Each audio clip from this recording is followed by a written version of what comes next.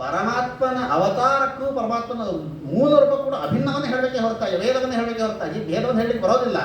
ಆದರೆ ದೀಪಗಳಲ್ಲಿ ಮಾತ್ರ ಭೇದ ಇದೆ. ಈ ದೀಪಕ್ಕೂ ಆ ದೀಪಕ್ಕೂ ಭೇದ ಇದೆಯಲ್ಲ, ಅವತಾರಕ್ಕೂ ಮೂಲ ರೂಪಕ್ಕೂ ಏನಾದರೂ ಭೇದ ಇದೆಯಾ ಅಂತಂದರೆ ಸರ್ವಥಾ ಭೇದ ಇಲ್ಲ, ಅದು ಅಭೇದನೆ. ರಾಮ ಇರ್ಬೋದು, ನಾರಾಯಣ, ಅದು ಅಭೇದನೆ.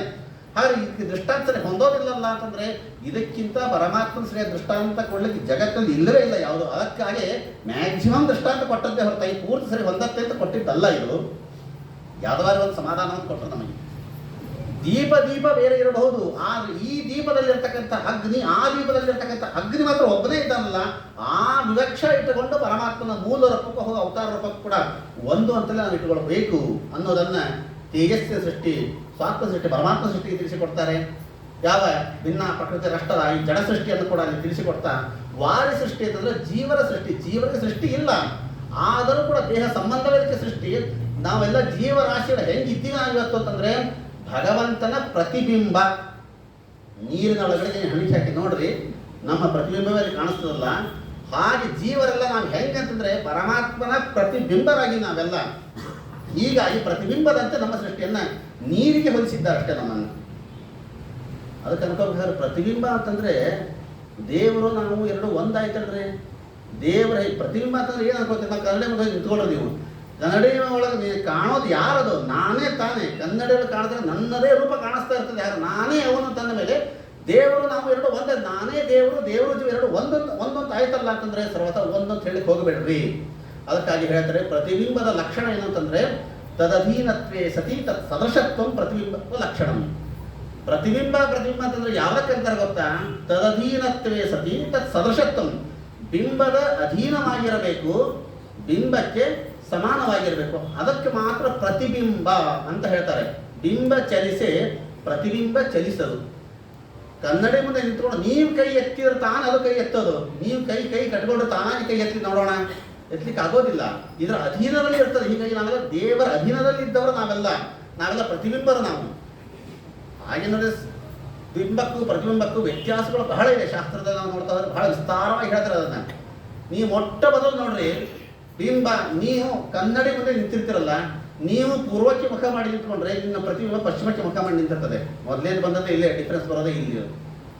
ಅದೇ ನೀವು ಬಿಂಬದಲ್ಲಿ ಎಲ್ಲ ತರಹದ ಗುಣಗಳಿದೆ. ಇವತ್ತು ಒಂದು ಸ್ವಾಕ್ಷರ, ಒಂದು ಜಿಲೇಬಿನೋ ಮೈಸೂರು ಪಾಕೋ ಅದನ್ನು ಕನ್ನಡಿ ಮುಂದೆ ಹಿಡ್ಕೊಂಡು ನಿಂತ್ಕೊಳ್ರಿ. ನಿಮ್ಮ ಕೈಯಲ್ಲಿ ಒಂದು ಮೈಸೂರು ಪಾಕ್ ಇದೆ, ಕನ್ನಡಿಯಲ್ಲಿ ಕಾಣ್ತಾ ಇದೆ.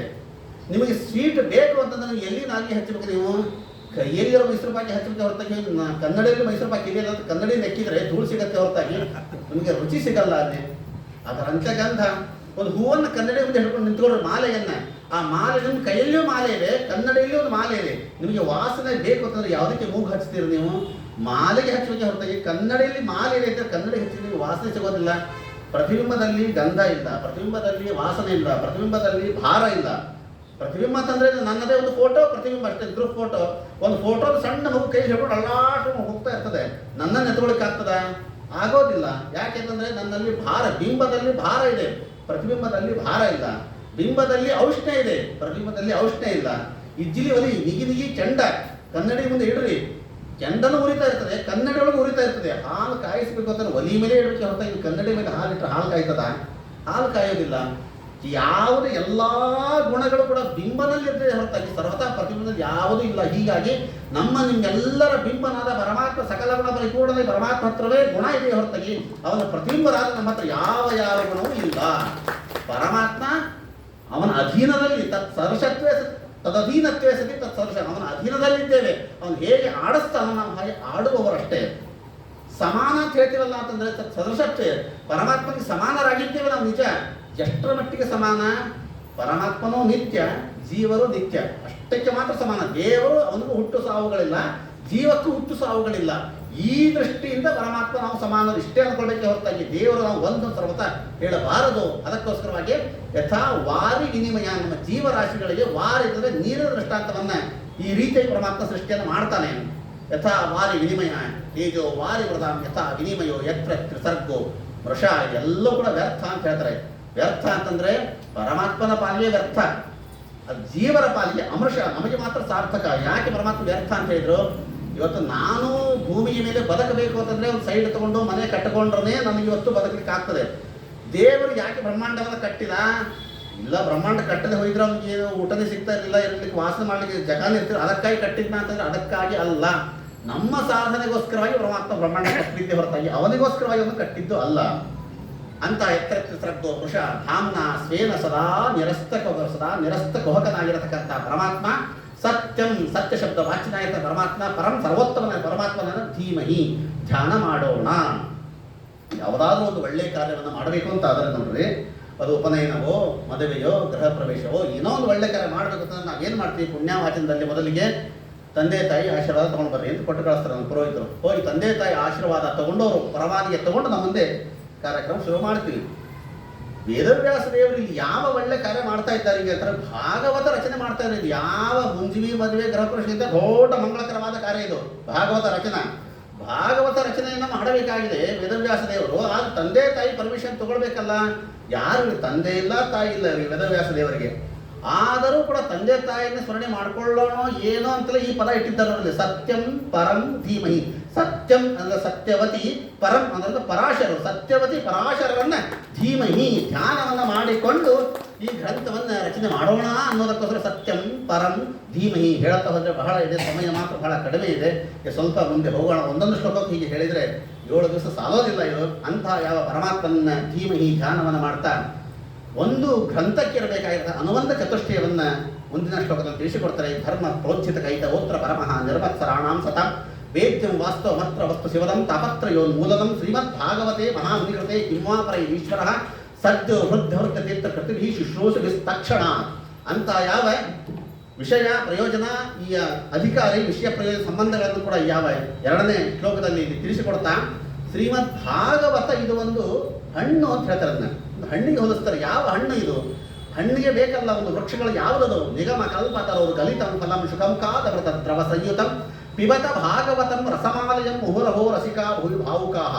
ಭೂವಿಭಾವಕರಾದ ಇವೆಲ್ಲ ರಸಜ್ಞರು ಮತ್ತೆ ಮತ್ತೆ ಪಾನ ಮಾಡಬೇಕು ಅಂತ ಹೇಳ್ತಾರೆ. ಎಂಥ ಹಣ್ಣು ಇದು ಅಂತಂದರೆ, ಪ್ರಾಯ ನೋಡ್ರಿ ಈ ಹಣ್ಣುಗಳಲ್ಲಿ ಭಾಗವತ ಎನ್ನುವ ಹಣ್ಣು ಎಂತಹ ಶ್ರೇಷ್ಠವಾದ ಹಣ್ಣು ಅಂತಂದರೆ ಇದರಲ್ಲಿ ತ್ಯಾಜ್ಯವಾದ ವಸ್ತುವೇ ಇಲ್ಲಂತೆ ಈ ಹಣ್ಣಿನಲ್ಲಿ. ಈ ಹಣ್ಣಿನ ಇನ್ನೊಂದು ವಿಶೇಷತೆ ಏನು ಗೊತ್ತಾ? ಒಬ್ಬೊಬ್ಬರಿಗೆ ಒಂದೊಂದು ರೀತಿ ಸಿಗ್ತದೆ ನೋಡಿ. ಒಬ್ಬರಿಗೆ ಹುಳಿ ಸೇರ್ತದೆ, ಒಬ್ಬರಿಗೆ ಖಾರ ಸೇರ್ತದೆ, ಒಬ್ಬರಿಗೆ ಸಿಹಿ ಸೇರ್ತದೆ. ಆದರೆ ನಿನಗೆ ಹುಳಿ ಸೇರ್ತದಲ್ಲ, ತಗೋ ಈ ಭಾಗವತ ಹಣ್ಣು ತಿನ್ನು, ನಿನ್ಗೆ ಹುಳಿನೇ ಸಿಗ್ತದೆ. ಅವ್ನಿಗೆ ಮಾತ್ರ ಹುಳಿನೇ ಸೇರ್ತದೆ. ಅವನಿಗೆ ನೀ ಸಿಹಿ ಸೇರ್ತದ, ತಗೋ ಮತ್ತೆ ಇದೇ ಹಣ್ಣನ್ನೇ ಕೊಡ್ತಾರೆ, ಈ ಭಾಗವತ ಹಣ್ಣು ತಿನ್ನು, ಅವನ ಪಾಲಿಗೆ ಒಂದು ಸಿಹಿನೇ ಬರುತ್ತಂತ ಅವನಿಗೆ. ನಿಮ್ಗೆ ಖಾರ ಬೇಕಾ, ತಗೋ ಇದೇ ಹಣ್ಣನ್ನೇ ತಗೊಂಡು. ಒಂದೇ ಹಣ್ಣೆ ಅವರವರಿಗೆ ರುಚಿಗೆ ತಕ್ಕಂಥ ರುಚಿಗೆ ಕೊಡ್ತಕ್ಕಂಥ ಶ್ರೇಷ್ಠವಾದ ಹಣ್ಣು ಅಂತಂದ್ರೆ ಅದು ಶ್ರೀಮದ್ ಭಾಗವತ ಅಂತ ಹೇಳ್ತಾರೆ. ಈ ಭಾಗವತ ಎನ್ನುವ ಹಣ್ಣಿನಲ್ಲಿ ಬಿಡುವ ಪದಾರ್ಥಗಳೇ ಇಲ್ಲ ಅಂತ, ತ್ಯಾಜ್ಯವಾದ ವಸ್ತುಗಳೇ ಇಲ್ಲಂತೆ. ಈ ಲೌಕಿಕವಾದ ಹಣ್ಣುಗಳಲ್ಲಿ ನೋಡ್ರಿ ಒಂದಲ್ಲ ಒಂದು ಒಯ್ಯೋ ಪದಾರ್ಥ ಇದ್ದೇ ಇರ್ತದೆ ನೋಡ್ರಿ. ಬಾಳೆಹಣ್ಣು ತಿನ್ಬೇಕಾ ಸಿಪ್ಪಿ ಬಿಸಾಕಬೇಕು, ಹಣ್ಣು ತಿನ್ನಬೇಕು. ಮೋಸಂಬಿ ಹಣ್ಣು ತಿನ್ಬೇಕಾ ಬೀಜಾನು ಉಗೊಳ್ಬೇಕು, ಸಿಪ್ಪಿನೂ ತೆಗಿಬೇಕು. ಮಾವಿನ ಹಣ್ಣು ತಿನ್ಬೇಕಾ ಸೀಸನ್ ನಡೀತಾ ಇದೆ, ಅದು ಗೊರಟ ಒಗಿಬೇಕು, ಸಿಪ್ಪಿ ಒಗಿಬೇಕು, ಬರೀ ಹಣ್ಣು ಮಾತ್ರ ತಿನ್ನಬೇಕು. ಹೀಗೆ ಈ ಲೌಕಿಕ ಹಣ್ಣುಗಳಲ್ಲಿ ಬಿಡುವ ಪದಾರ್ಥಗಳಿದೆ, ಇದರಲ್ಲಿ ಬಿಡೋ ಪದಾರ್ಥನೇ ಇಲ್ಲಂತೆ. ಇನ್ನು ಕೆಲವರೆಲ್ಲ ಬಂದಾಗ ಆಚಾರ್ಯ ಒಂದು ಹಲಸಿನ ಹಣ್ಣು ಕೊಟ್ಟರೆ ನಮಗೆ, ನೀವೇ ಬಿಸ್ಕೊಂಡು ತಿನ್ನಬೇಕು ಅಂತ. ಗತಿಯನ್ನು ಒಂದು ಹಲಸಿನ ಹಣ್ಣನ್ನು ನಾವು ಒಂದು ತೊಳಿ ತಿನ್ನಬೇಕು ಅಂತಂದರೆ ಸಾಗರಷ್ಟು ಕಷ್ಟಪಡಬೇಕಂತ, ಕೈಯೆಲ್ಲ ಜಿಜಿಟ್ ಮಾಡಿಕೊಂಡು. ಇವೆಲ್ಲ ಸಂಸಾರದಲ್ಲಿ ತಿನ್ನೋ ಹಣ್ಣುಗಳು ಹಲಸಿನ ಹಣ್ಣು ಇದ್ದಂಗೆ ಇವೆಲ್ಲ ಬರೀ ಜಂಜಾಟವೇ ಬಹಳ ಇರ್ತದೆ. ಕೊನೆಗೆ ಯಾವುದೋ ಸಣ್ಣದಾಗಿರ್ತದೆ, ಒಂದು ತೊಳೆ ಮಾತ್ರ ಸಿಗ್ತದೆ ಸುಖ ಅಂತಂದರೆ. ಇನ್ನೊಂದು ಕೆಲವು ಬರ್ತದೆ, ಯಾವುದೋ ಸೀತಾಫಲ ಅಂತ ಹಣ್ಣು ಬರುತ್ತೆ ನೋಡ್ರಿ, ಅದು ಮನೆ ಒಳಗೆ ಕೂತಿದ್ದ ಹಣ್ಣು ಹೊರಗೆ ತೊಗೊಂಡೇ ತಿನ್ಕೊಂಡು ಅಯ್ಯೋದಕ್ಕಿಂತ ಉಯ್ಯೋದೇ ಜಾಸ್ತಿ ಅದರಲ್ಲಿ. ಬರೀ ಇಂಥ ಹಣ್ಣುಗಳೇ ಯಾವ ಲೌಕಿಕವಾದ ಹಣ್ಣಿನಲ್ಲಿ. ಅದರಲ್ಲಿ ಇದು ಯಾವುದೇ ಥರ ಸಿಪ್ಪೆಗಳಿಲ್ಲ, ಗೊರಟಗಳಿಲ್ಲ, ರಗಳೆಗಳಿಲ್ಲದೆ ಇರತಕ್ಕಂಥ ಶ್ರೇಷ್ಠವಾದಂಥ ಮಧುರವಾದ ಹಣ್ಣು ಅಂತ ಶ್ರೀಮದ್ ಭಾಗವತ ಎಂಬತಕ್ಕಂಥ ಹಣ್ಣು. ಮತ್ತೆ ಸ್ನಾನವನ್ನು ಮಾಡ್ರಿ. ಹಣ್ಣು ಬೇಕು ಅಂತ ಅನ್ನೋದಕ್ಕಿಂತ ಯಾವ ಗಿಡದಿಂದ ಬಂದದ್ದು ಇದು? ನಿಗಮ ಕಲ್ಪತರವರು ಗಲಿತಂ ಫಲಂ ಶುಭಂ ಕಾದಂ ತತ್ರವ ಸಂಯುತಂ. ಇದಕ್ಕೆ ಶ್ರೀಮದ್ ಆಚಾರ್ಯರು ಚತುರ್ಥ ಪುರುಷಾರ್ಥಗಳನ್ನು ತಿಳಿಸಿಕೊಡ್ತಾರೆ. ಧರ್ಮಪುಷ್ಪ ಅರ್ಥಪತ್ರ ಕಾಮ ಪಲ್ಲವ ಸಂಯುತ. ಇಡೀ ಚತುರ್ವಿಧ ಪುರುಷಾರ್ಥ ಈ ಶ್ಲೋಕದಲ್ಲಿ ಅಡಗಿದೆ. ಚತುರ್ವಿಧ ಪುರುಷಾರ್ಥಗಳು ನಿಮಗೆ ಗೊತ್ತು, ಧರ್ಮ ಅರ್ಥ ಕಾಮ ಮೋಕ್ಷ 4 ಇರೋದು. ಇದರಲ್ಲಿ ಧರ್ಮ ಅರ್ಥ ಕಾಮ ಮೋಕ್ಷಗಳಲ್ಲಿ ಇವತ್ತು ನಮಗನ್ನಿಸ್ತದೆ, ಯಾಕೆ ನಾವು ಇಷ್ಟು ಕಷ್ಟಪಡ್ತಾ ಇದ್ದೇವೆ? ರಾಮನ ರಥದಲ್ಲಿ ತತ್ರಭಿ ನೋಡ್ರಿ, ಬೆಳಗ್ಗೆ ಒದ್ದೆ ಹೊಟ್ಟೋಳ್ಬೇಕು, ಸ್ನಾನ ಮಾಡಬೇಕು, ಮಡಿಲಿ ಹೊಡಬೇಕು, ಭಾಳ ಕಷ್ಟಪಡ್ತಾರೆ. ಧರ್ಮ ಅಂತ ಕಷ್ಟಪಡೋದೇ ಅದನ್ನೇ ಧರ್ಮ. ಧರ್ಮ ಧರ್ಮ ಧರ್ಮ ಆಯಿತು, ಅರ್ಥ ಆಯಿತು, ಕಾಮ ಆಯಿತು. ಇವೆಲ್ಲ ನಾವು ಯಾವುದಕ್ಕೋಸ್ಕರ ನಾವು ಕಷ್ಟಪಡ್ತೀವಿ ನಾವು ಅಂತಂದರೆ ಮೋಕ್ಷಕ್ಕೋಸ್ಕರವಾಗಿ. ನಮ್ಗೆ ಅನ್ಕೋತೀವಲ್ಲ, ನಮಗೆ ಧರ್ಮ ಬೇಡ, ಅರ್ಥ ಬೇಡ, ಕಾಮ ಬೇಡ, ಯಾವುದೂ ಬೇಡ, ಮೋಕ್ಷ ಒಂದೇ ಸಾಕು ನಮಗೆ, ಮೋಕ್ಷವನ್ನು ಕೊಟ್ಟು ಬಿಡುವ ಸಾಕು ನಮಗೆ ಅಂತಂದರೆ ಸಿಗತ್ತಾ? ಸಾಧ್ಯ ಇಲ್ಲ. ಯಾಕೆ ಅಂತಂದ್ರೆ ಅದಕ್ಕೆ ದೃಷ್ಟಾಂತ ಕೊಡ್ತಿರ್ತೇನೆ. ನಿಮ್ಮ ಮನೆಯ ಅಂಗಳದಲ್ಲಿ ನೋಡಿ, ಬೆಳಗಾವಿನಲ್ಲಿ ದೊಡ್ಡ ದೊಡ್ಡ ಮನೆಗಳೆಲ್ಲ ಇದೆ. ಅಂಗಳದ ಒಂದು ಮಾವಿನ ಹಣ್ಣಿನ ಗಿಡ ಹಾಕಿರ್ತೀರಿ ನೀವು. ಮಾವಿನ ಹಣ್ಣಿನ ಗಿಡವನ್ನು ನೀವು ಹಾಕಿರ್ತೀರಿ, ನಿತ್ಯದಲ್ಲಿಯೂ ಕೂಡ ಅದು ಕೆಲವೊಂದಿಗೆ ಕಸ ಬೀಳತ್ತೆ. ಹೆಣ್ಮಕ್ಳೆಲ್ಲ ಕಸ ಬಳದು ಟೊಂಕನ ಮಾಡ್ಕೋತೀರಿ ನೀವು. ನಿತ್ಯದಕ್ಕೆ ಗೊಬ್ಬರ ಹಾಕ್ತೀರಿ, ನೀರು ಹಾಕ್ತೀರಿ, ಪಾತಿ ಕಟ್ತೀರಿ, ಭಾಳ ಸುರಕ್ಷಿತ ಜೋಪಾನ ಮಾಡ್ತೀರಿ ನೀವು. ಆದರೆ ಆ ಗಿಡದಿಂದ ನಿಮಗೆ ಬೇಕಾದದ್ದು ಏನು, ಅದು ಎಷ್ಟನ್ನು ಕೊಡತ್ತೆ, ನೀವು ಎಷ್ಟನ್ನು ತಗೊಳ್ತೀರಿ ವಿಚಾರ ಮಾಡಿ ನೋಡ್ರಿ. ಆ ಗಿಡ ಇರಬೇಕು ಅಂತಂದ್ರೆ ಅದಕ್ಕೆ ಮಣ್ಣು ಬೇಕಲ್ವಾ? ಮಣ್ಣು ನೀವು ತಿಂತೀರಾ? ನಿಮಗೆ ಬೇಡವಾದದ್ದು ಮಣ್ಣು, ಆದರೂ ನೀವು ಅಂಗಳದಲ್ಲಿ ಮಣ್ಣು ಇಟ್ಕೊಳ್ಬೇಕು, ಗೊಬ್ಬರ ಅದನ್ನು ಇಟ್ಕೊಳ್ಬೇಕು, ಬಡ್ಡಿ ಅದನ್ನು ಇಟ್ಕೊಳ್ಬೇಕು, ಕಾಂಡ ಅದನ್ನು ಇಟ್ಕೊಳ್ಬೇಕು, ಎಲೆಗಳು ಅದನ್ನು ಇಟ್ಕೊಳ್ಬೇಕು, ತೊಗಟೆ ಅದನ್ನು ಇಟ್ಕೊಳ್ಬೇಕು. ಯಾಕೆ ಇಟ್ಕೊಂಡ್ರಿ ಎಲ್ಲ ಮನೆಯೊಳಗೆ ಅಂತಂದ್ರೆ ಇದು ಯಾವುದು ನಾವು ತಿನ್ನೋದಲ್ಲ, ಇದು ಯಾವುದು ನಮಗೆ ಬೇಡವಾದದ್ದು. ಆದರೂ ಯಾಕೆ ಇಟ್ಕೊಂಡಿವಿ ಅಂತಂದ್ರೆ ಇದೆಲ್ಲ ಇದ್ದರೆ ಇದರಿಂದ ಕೊನೆಗೆ ಒಂದು ಹಣ್ಣು ಬರುತ್ತಲ್ಲ, ಒಂದು ಹಣ್ಣಿಗೋಸ್ಕರ ಇಷ್ಟೆಲ್ಲ ಇಟ್ಕೊಳ್ಬೇಕು. ನಾವು ಬೇಡವಾದರೂ ನಾವು ಇಟ್ಕೊಳ್ಬೇಕು ಇಷ್ಟೆಲ್ಲ. ಹೀಗಾಗಿ ಇವತ್ತು ಮೋಕ್ಷ ಅಂತ ಅನ್ನೋದು ಇದು ಹಣ್ಣು. ಧರ್ಮ ಅರ್ಥ ಕಾಮ ಬೇಡ, ಕೇವಲವಾಗಿ ನಮ್ಮ ಮೋಕ್ಷ ಒಂದೇ ಬೇಕು ಅಂತಂದ್ರೆ ನಮ್ಗೆ ಯಾವುದೇ ಮಣ್ಣು ಬೇಡ, ಗೊಬ್ಬರ ಬೇಡ, ಗಿಡ ಬೇಡ, ತೊಗಟೆ ಬೇಡ, ಯಾವುದೇ ಬೇಡ, ಹಣ್ಣು ಒಂದೇ ಬರಲಿ ಅಂತ ಹೇಳ್ದಂಗೆ ಆಗ್ತದೆ. ಅದಕ್ಕೋಸ್ಕರವಾಗಿ ನಿಮಗೆ ಹಣ್ಣು ಬೇಕು ಅಂತಂದ್ರೆ ಹೆಂಗೆ ಎಲ್ಲವೂ ಬೇಡವಾದದ್ದು ಬೇಕು, ನಮಗೆ ಬೇಡವಾದದ್ದೇ. ಬೇಡವಾದರೂ ನಾವು ಇಟ್ಕೊಳ್ಬೇಕಾಗತ್ತೆ ಮನೆಯಲ್ಲಿ. ಹಳೆಯನ ಜೊತೆ ಗೆಳೆಯ ಬರ್ತಾನೆ ಊಟಕ್ಕೆ, ಹಂಗಿದ್ದಂಗೆ ಇದು ಒಂದು ರೀತಿಯಲ್ಲಿ ಹಳೆಯ ಮಾತ್ರ ಬೇಕಾಗಿರ್ತದೆ, ಗೆಳೆಯನ ಅನಿವಾರ್ಯ ಬಂದ್ಬಿಡ್ತಾನೆ, ಅನಿವಾರ್ಯ ಹಾಕಲೇಬೇಕಲ್ಲ. ಈಗ ಬೇಡವಾದರೂ ಕೂಡ ನಾವು ಯಾಕೆ ಇಟ್ಕೊಳ್ತೀವಿ ಅಂತಂದ್ರೆ ಈ ಬೇಡವಾದ ವಸ್ತುವಿನಿಂದ ಮುಂದೆ ಯಾವುದೋ ಒಂದು ಬೇಕಾಗ್ತದಲ್ಲ. ಅದಕ್ಕೋಸ್ಕರವಾಗಿ ಇವೆಲ್ಲ ನಿಮ್ಮ ಮನೆಯೊಳಗೆ ಹೋಗಿ ನಿಮ್ಮ ಹಳೆಯ ಮಂಚದ ಬುಡಕ್ಕೆ ಹೋಗಿ ಮಣಿಕೆ ಹಾಕಿ ನೋಡ್ರಿ, ಎಷ್ಟು ಬೇಡವಾದ ಸಾಮಾನು ಇರ್ತಾವೆ ನಿಮ್ಮ ಮಂಚದೊಳಗೆ ಮೇಲೆ ನಂದೊಳಗೆ. ಯಾಕೆ ಅವನ್ನೆಲ್ಲ ಯಾಕೆ ಇಡೋಗಿತ್ತು? ಹೊರಗೆ ಹಾಕಕ್ಕೆ ಬರೋಂಗಿಲ್ಲ, ಒಳಗೆ ಇಡೋಳಗೆ ಬರೋಂಗಿಲ್ಲ. ಯಾಕೆ? ಇದರಿಂದ ಮುಂದೆ ಏನೋ ಒಂದು ಉಪಯೋಗ ಆಗ್ತದೆ ಅಂತ ಹೆಂಗೆ ಇಟ್ಕೊಂಡಿರ್ತೀವೋ, ಧರ್ಮ ಅರ್ಥ ಕಾಮಗಳಿಂದ ನಾವು ಏನು ಪಡ್ಕೊಳ್ಬೇಕಂದ್ರೆ ಮೋಕ್ಷಕ್ಕೋಸ್ಕರವಾಗಿ ಎಲ್ಲವನ್ನು ಪಡ್ಕೊಳ್ಳಬೇಕು ಅನ್ನೋದಕ್ಕೋಸ್ಕರ ಅಂತಹ ಯಾವ ಮೋಕ್ಷ ಅಂತಕ್ಕಂಥ ಹಣ್ಣು ಶ್ರೀಮದ್ ಭಾಗವತ. ಇದು ಭಾಗವತ ಯಾವಾಗ ಸೂತ ಶಬ್ದಗಳ ಸಂವಾದ ನಡೆಯಿತು ಅಂತಂದ್ರೆ ಒಂದು ಸಲ ನೈಮಿಷಾರಣ್ಯ ಕ್ಷೇತ್ರ, ಅನಿಮಿಷ ಕ್ಷೇತ್ರೈ ಋಷಿಯ ಶವನಕಾದಯ ಸತ್ರಂ ಸ್ವರ್ಗಾಯ ಲೋಕಾಯ ಸಹಸ್ರ ಸಮಮಾಸತ. 1000 ವರ್ಷಗಳ ಕಾಲ ಶವನಕರು ಒಂದು ಯಜ್ಞವನ್ನು ಮಾಡ್ತಾ ಇದ್ದಾರೆ. ಆ ನೈಮಿಷಾರಣ್ಯ ಕ್ಷೇತ್ರಕ್ಕೆ ಸೂತ ಮಹರ್ಷಿಗಳು ಬರ್ತಾ ಇದ್ದಾರೆ ಅಂತಲ್ಲಿ. ನೈಮಿಷಾರಣ್ಯ ಅಂದ್ರೆ ಬಹಳ ದೊಡ್ಡದಾದ ಕ್ಷೇತ್ರ, ಅದು ಗೋಮತಿ ನದಿ ತೀರ. ಎಲ್ಲ ಋಷಿಮುನಿಗಳು ತಾಣವಾದದ್ದು ಅದು ನೈಮಿಷಾರಣ್ಯ ಕ್ಷೇತ್ರ. ಸೂತಾಚಾರ ಅಲ್ಲಿಗೆ ಬಂದಾಗ ಇವರೆಲ್ಲರೂ ಕೂಡ ಎದ್ದು ನಿಂತು ಅವರಿಗೆ ಸ್ವಾಗತವನ್ನು ಮಾಡಿ ನಮಸ್ಕಾರವನ್ನು ಮಾಡಿ ಉತ್ತಮವಾದ ಆಸನವನ್ನು ಕೊಟ್ಟು ಕೊಡಿಸ್ತಾ ಇದ್ದಾರಂತೆ. ಆಗ ಅವ್ರ ಮುಂದೆ ಎಲ್ಲರೂ ಕೂತು ಕೇಳ್ತಾ ಶ್ರವಣಕರು, ಹಿಂಗೆ ಎಲ್ಲಿಂದ ಬರ್ತಾ ಇದ್ದೀರಿ? ತ್ವಯಾಕಲು ಪುರಾಣಾನಿ ಇತಿಹಾಸಾನಿ ಚಾನಾಗ, ನಿಮ್ಮಿಂದ ಬೇಕಾದಷ್ಟು ಎಲ್ಲ ಪುರಾಣಗಳನ್ನು ಕೇಳಿದ್ದೀವಿ, ಇತಿಹಾಸವನ್ನು ಕೇಳಿದ್ದೀವಿ, ಎಲ್ಲ ಪುರಾಣ ಕೇಳಿದ್ದೀವಿ. ಈಗ ತಾನೇ ಮತ್ತೆ ಬರ್ತಾ ಇದ್ದೀರಿ, ಯಾವ ಭಾಗದಿಂದ ಬರ್ತಾ ಇದ್ದೀರಿ ಅಂತಂದಾಗ ನಾನು ಈಗ ತಾನೇ ಶುಕಾಚಾರ್ಯರು ಹಾಗೂ ಪರೀಕ್ಷಿತ ರಾಜರ ಸಂವಾದದಲ್ಲಿ ನಡೆತಕ್ಕ ಭಾಗವತವನ್ನು ಶುಕಾಚಾರ್ಯ ಬಾಯಿಂದ ನಾನು ಕೇಳಿ ಬಂದಿದ್ದೇನೆ. ಹಾಗಾದ್ರೆ ಆ ಶುಕಾಚಾರ್ಯರ ಯಾವ ಭಾಗವತವನ್ನು ಹೇಳಿದ್ರು ಅದೇ ಭಾಗವತನ್ನೇ ನಮಗೆ ಹೇಳಬೇಕು ಅಂತ ಎಲ್ಲ ಶ್ರವಣಕರು ಬಂದು ಅಲ್ಲಿ ಕೂತಿದ್ದಾರೆ. ಹೇಳ್ತಾ ಇರುತ್ತೆ, ಯಾಕೆ ನಾವು ಇಷ್ಟೊಂದು ಭಾಗವತವನ್ನು ಕೇಳಲಿಕ್ಕೆ ಅರ್ಜೆಂಟ್ ಮಾಡಬೇಕು? ಮನುಷ್ಯ ಜನ್ಮ ಪ್ರಾಯೇಣ ಅಲ್ಪಾಯುಷೋ ಮರ್ತ್ಯ ಮಂದಾವಸ್ತು ಇಗೇ ಜನ ಮಂದಃ ಮಂದಮತಯ ಮಂದಭಾಗ್ಯ ಉಪದ್ರುತಃ ಭೂರಿ ಕರ್ಮಾಣಿ. ಮನುಷ್ಯರ ಹಣೆ ಬರಹವನ್ನು ಹೇಳ್ತಾರೆ. ನಾವು ಯಾಕೆ ಭಾಗವತವನ್ನು ಪದೇ ಕೇಳಬೇಕು? ದೇವರ ಕಥೆಗಳನ್ನು ಯಾಕೆ ಕೇಳಬೇಕು ಅಂತಂದ್ರೆ ಪ್ರಾಯೇಣ ಅಲ್ಪಾಯುಷೋ ಮತ್ತೆ ಪ್ರಾಯ ಮನುಷ್ಯರ ಆಯುಷ್ಯವೇ ಕಡಿಮೆ ಅಂತೆ. ಹಿಂದಿನ ಪ್ರಿಯವೃತ ರಾಜ ಅವರ ಕಥೆ ಕೇಳಿದ್ರೆ ಕೋಟಿ ವರ್ಷಗಳು ಬದುಕ್ತಾ ಇದ್ರು ಅವರೆಲ್ಲ, ಸಾವಿರಾರು ವರ್ಷ ಬದುಕ್ತಾ ಇದ್ರು. ಇವತ್ತು ಎಷ್ಟಿದೆ ನಮ್ಮ ಆಯುಷ್ಯದ ಪರಿಮಾಣ? 100 ವರ್ಷ ಪರಮಾವಧಿ. 100-120ಕ್ಕೆ ಪಂಚಾಂಗದಲ್ಲಿ 120 ಮನುಷ್ಯರಿಗೆಲ್ಲ ಕಟ್ಟಾಗ್ತದೆ. ಅಲ್ಪಾಯುಷ್ಯ ಮಾಡ್ತಾರೆ. ಮೊದಲಿಗೆ ಆಯುಷ್ಯ ಕಡಿಮೆ ಇದೆ, ಹೋಗದಪ್ಪ ಆಯುಷ್ಯ ಕಡಿಮೆ ಇದ್ರೂ ಪರವಾಗಿಲ್ಲ, ಒಂದು ಸರ್ತಿ ಹೇಳಿದ ತಕ್ಷಣ ನಮಗೆಲ್ಲ ತಿಳಿದು ಬಿಡ್ತದ ಅಂತಂದ್ರೆ 10 ಸರ್ತಿ ಹೇಳಿದ್ರೆ ಒಂದ್ಸಲ ಅರ್ಥ ಆಗಲ್ಲ. ಮಂದ ಮತಯ, ನನಗೆ ಬುದ್ಧಿ ಕಡಿಮೆ ಇದೆ, ಕಾಲ ಕಡಿಮೆ ಇದೆ, ಕೆಲಸ ಬಹಳ ಭೂರಿ ಕರ್ಮಾಣೆ, ಕಾರ್ಯಗಳು ಮಾತ್ರ ಬಹಳವೇ. ನೋಡಿ, ಯಾವ್ದಾದ್ರು ಶ್ರೇಯಾಸಿ ಬಹುವಿಜ್ಞಾನಿ ಒಂದು ಒಳ್ಳೆ ಕಾರ್ಯ ಮಾಡಬೇಕು ಅಂತ ಹೊರಟು ಸಾಕು ಎಷ್ಟು ವಿಘ್ನಗಳು ಬರ್ತವೆ. ಭಾಗವತ ಪ್ರವಚನ ನಡೀತಾ ಇದೆ, ಕೃಷ್ಣ ಮಾಡೋದ್ರೆ ಹೊರಡಬೇಕು ಅಂತ ಅಂದ ತಕ್ಷಣ ಶುರುವಾಗ್ತದೆ ನೋಡಿ, ಯಾವುದೋ ಒಂದು ಮೊಬೈಲ್ ರಿಂಗ್ ಆಗ್ತದೆ, ಇನ್ಯಾವುದೋ ಹಾಲಿನ ಬರ್ತಾನೆ, ಪೇಪರ್ನ ಬರ್ತಾನೆ, ಹಾಲು ಇಡಬೇಕಾಗಿದೆ, ಅಡುಗೆ ಮಾಡಬೇಕಾಗಿದೆ, 108 ವಿಘ್ನಗಳು ಅವಾಗೇ ಬರ್ತಾವೆ ನಿಮಗೆ. ಯಾವ್ದಾದ್ರು ಸಿನಿಮಾಕ್ಕೆ ಹೋಗ್ಬೇಕಂತ ರೆಡಿ ಆಗಲಿ, ಕರೆಕ್ಟಾಗಿ ಆಟೋ ಸಿಗ್ತದೆ, ಕರೆಕ್ಟಾಗಿ ಟಿಕೆಟ್ ಸಿಗ್ತದೆ, ಯಾವುದನ್ನ ಇರೋದಿಲ್ಲ ಅದು. ಯಾಕೆಂದ್ರೆ ನಾವು ಏನಾದ್ರು ಕರ್ಮ ಮಾಡಬೇಕು, ಒಳ್ಳೆ ಕರ್ಮ ಮಾಡಬೇಕು ಅಂತ ಹೊರಟ್ರೆ ಭೂರಿ ಕರ್ಮಾಣಿ ಬೇಕಾಷ್ಟು ನಾನಾ ರೀತಿಯ ಕರ್ಮಗಳನ್ನು ಅಡ್ಡಡ್ಡಾಡಿ ಸಿಕ್ಕಾಕೊಳ್ತಾ ಇರ್ತವೆ. ಇಂತಹ ಅಲ್ಪವಾದ ಕಾಲ, ಅಲ್ಪವಾದ ಬುದ್ಧಿ, ಬಹಳವಾದ ಕೆಲಸಗಳು, ರೋಗ ಉಪದ್ರವ, ರೋಗಾಣಿ, ಅನೇಕವಾದ ರೋಗಗಳು ಎಲ್ಲವನ್ನ ದಾಟಿ ಇವತ್ತು ನಾವು ಭಾಗವತ ಕೇಳ್ತಿದ್ರೆ ಅದು ದೊಡ್ಡ ತಪಸ್ಸು. ಇವತ್ತು ನೀವೆಲ್ಲ ಹೆಣ್ಣು ಮಕ್ಕಳು ಗಂಡು ಮಕ್ಕಳು ಇಷ್ಟೆಲ್ಲ ರೋಗಗಳನ್ನ, ಇಷ್ಟೆಲ್ಲ ಕೆಲಸಗಳನ್ನ, ಇಷ್ಟೆಲ್ಲ ಸೀರಿಯಲ್ಗಳನ್ನ ದಾಟಿ ಮೆಟ್ಟಿ ಬಂದು ಇಲ್ಲಿ ಕೂತಿದ್ದೀರಿ ಅಂತಂದ್ರೆ ನಿಜವಾಗ್ಲೂ ದೊಡ್ಡ ತಪಸ್ಸೆಲ್ಲ ಬೇಸಿಗೆ ಕಾಲದಲ್ಲಿ ಕೂಡೋದು ಅಂತಂದ್ರೆ ಅಂತ ತಪಸ್ಸೆ ಇದು. ಭಾಗವತ ಕೇಳೋದೇ ದೊಡ್ಡ ತಪಸ್ಸು. ಅಂತ ಭಾಗವತವನ್ನು ನೀವು ನಮಗೆ ತಿಳಿಸಿಕೊಡಬೇಕು ಅಂತ ಶ್ರವಣರು ಕೇಳ್ತಾ ಇದ್ದಾರೆ. ಕೊನೆಗೆ ಒಂದೇ ಮಾತು ಕೇಳಿದ್ರು, ಧರ್ಮಕ್ಕಮಿ ಶರಣಂಗತ. ಹಿಂದಿನ ಕಾಲದಲ್ಲಿ ಧರ್ಮಕ್ಕಮಿ ಶರಣಂಗ, ಧರ್ಮ ಯಾರನ್ನ ಶರಣ ಹೊಂದಿತು? ಹಿಂದೆ ದ್ವಾಪರ ಯುಗದಲ್ಲಿ ಕೃಷ್ಣ ಇದ್ದಾಗ ಕೃಷ್ಣ ಪರಮಾತ್ಮನೇ ಸಾಕ್ಷಾತ್ ಧರ್ಮಮೂರ್ತಿಯಾಗಿ ನಿಂತಿದ್ದ. ಕಲಿಯುಗದಲ್ಲಿ ಧರ್ಮ ಯಾರನ್ನ ಶರಣ ಹೊಂದಲಿಕ್ಕೆ ಸಾಧ್ಯ ಇದೆ? ಹಿಂದಿನ ಕಾಲದಲ್ಲಿ ನೋಡ್ರಿ, ಯಾವುದೇ ತರಹದ ಪೊಲೀಸ್ ಸ್ಟೇಷನ್ ಇರಲಿಲ್ಲ, ಪೊಲೀಸರು ಇರಲಿಲ್ಲ, ಜೈಲುಗಳಿರಲಿಲ್ಲ, ಕೋರ್ಟ್ಗಳಿರಲಿಲ್ಲ, ಸುಪ್ರೀಂ ಕೋರ್ಟ್ ಇಲ್ಲ, ಹೈಕೋರ್ಟ್ ಇಲ್ಲ, ಲಾಯರ್ ಇಲ್ಲ, ಯಾವುದೂ ಇರಲಿಲ್ಲ.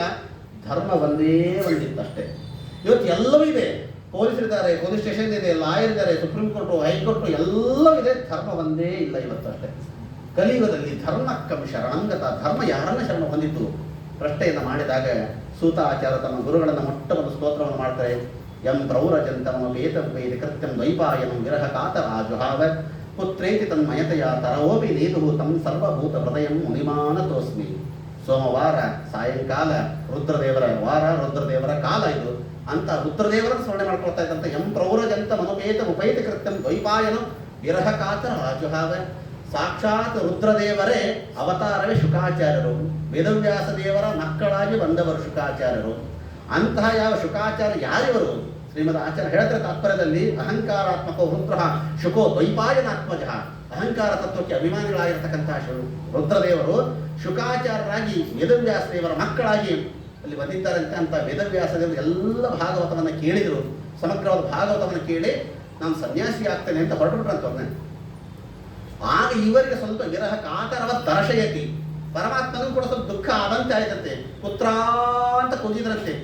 ವಿರಹ ಕಾತರವ ದರ್ಶಯತಿ ಕೂಗಿದಾಗ ವಾಪಸ್ ಉತ್ತರ ಕೊಟ್ಟವರು ಯಾರು ಅಂತಂದ್ರೆ ಸುತ್ತಲಿರ್ತಕ್ಕಂತಹ ಎಲ್ಲ ಗಿಡ ಮರಗಳು ಹೇಳಿದಂತೆ, ಅಪ್ಪ ನಾನು ಇಲ್ಲೇ ಇದ್ದೇನೆ, ಇಲ್ಲೇ ಇದ್ದೇನೆ ಅಂದ್ರೆ ಅಂತ ರುದ್ರದೇವರು ಎಲ್ಲ ಕೇವಲ ಇವತ್ತು ಗಿಡ ಮರಗಳಿಗೂ ಕೂಡ ಜೀವ ಇರ್ತದೆ, ಅದಕ್ಕೂ ಕೂಡ ಮನಸ್ಸು ಇರ್ತದೆ. ಅಂತ ಮನೋನಿಯಾಮಕರಾದ ರುದ್ರದೇವರು ಪ್ರತಿಯೊಂದು ವೃಕ್ಷಗಳಲ್ಲಿ ಕೂಡ ಸೇರಿದ್ದಾರಂತೆ. ಅಂತಹ ತನ್ನ ಯಾವ ರುದ್ರದೇವರು ಎಲ್ಲರ ಹೃದಯದಲ್ಲಿರ್ತಕ್ಕಂಥ ನನ್ನ ಗುರುಗಳಿಗೆ ನಾನು ನಮಸ್ಕಾರವನ್ನು ಮಾಡ್ತಾ ಇದ್ದೇನೆ. ಅನೇಕರಿಗೆ ತಪ್ಪಾಗಿ ಅರ್ಥವನ್ನು ಮಾಡ್ತಾರೆ. ಯಾವ ಎಂ ಪ್ರೌರಜಂತ ಅನುಪೇತ ಮುಪೈತಿ ಕೃತ್ಯಂ. ಅನುಪೇತ ಅನ್ನೋ ಶಬ್ದಕ್ಕೆ ಶುಕಾಚಾರ ಉಪನಯನವೇ ಆಗಿರಲಿಲ್ಲ, ಉಪನಯನವಾಗದೇ ಇರತಕ್ಕಂಥ ಶುಕಾಚಾರ ಸನ್ಯಾಸಾಶ್ರಮಕ್ಕೆ ಹೊರಟರು ಅಂತ ಹೇಳ್ತಾರೆ. ಅನುಪೇತ ಅನ್ನೋ ಶಬ್ದಕ್ಕೆ ಉಪನಯನವಾಗದೇ ಇರತಕ್ಕಂಥ ಶುಕಾಚಾರ ಅರ್ಥ ಮಾಡಬೇಡ್ರಿ. ಶ್ರೀಮದ್ ಆಚಾರ್ಯ ಹೇಳ್ತಾರೆ, ಅನಭಿಮಾನತ್ವ, ದೇಹದ ಮೇಲೆ ಅಭಿಮಾನ ಇಲ್ಲದೇ ಇರತಕ್ಕಂಥ ಶುಕಾಚಾರ ಅರ್ಥ ಮಾಡಬೇಕು. ಯಾಕೆ ಅಂತಂದ್ರೆ ಅವ್ರು ಹೊರಟದ್ದು ಯಾವುದಕ್ಕೆ? ಎಂ ಪ್ರೌರಜಂತ, ಪಾರಿವ್ರಾಜಿಕ ಪದವಿಯನ್ನು ಪಡೆಯೋದಕ್ಕೆ ಹೊರಟಿದ್ದಾರೆ. ಸನ್ಯಾಸಿ ಆಗ್ಲಿಕ್ಕೆ ಹೋಗಬೇಕು ಅಂತಂದ್ರೆ ಉಪನಯನ ಕಡ್ಡಾಯವಾಗಿ ಆಗಿರಲಿಕ್ಕೆ ಬೇಕು.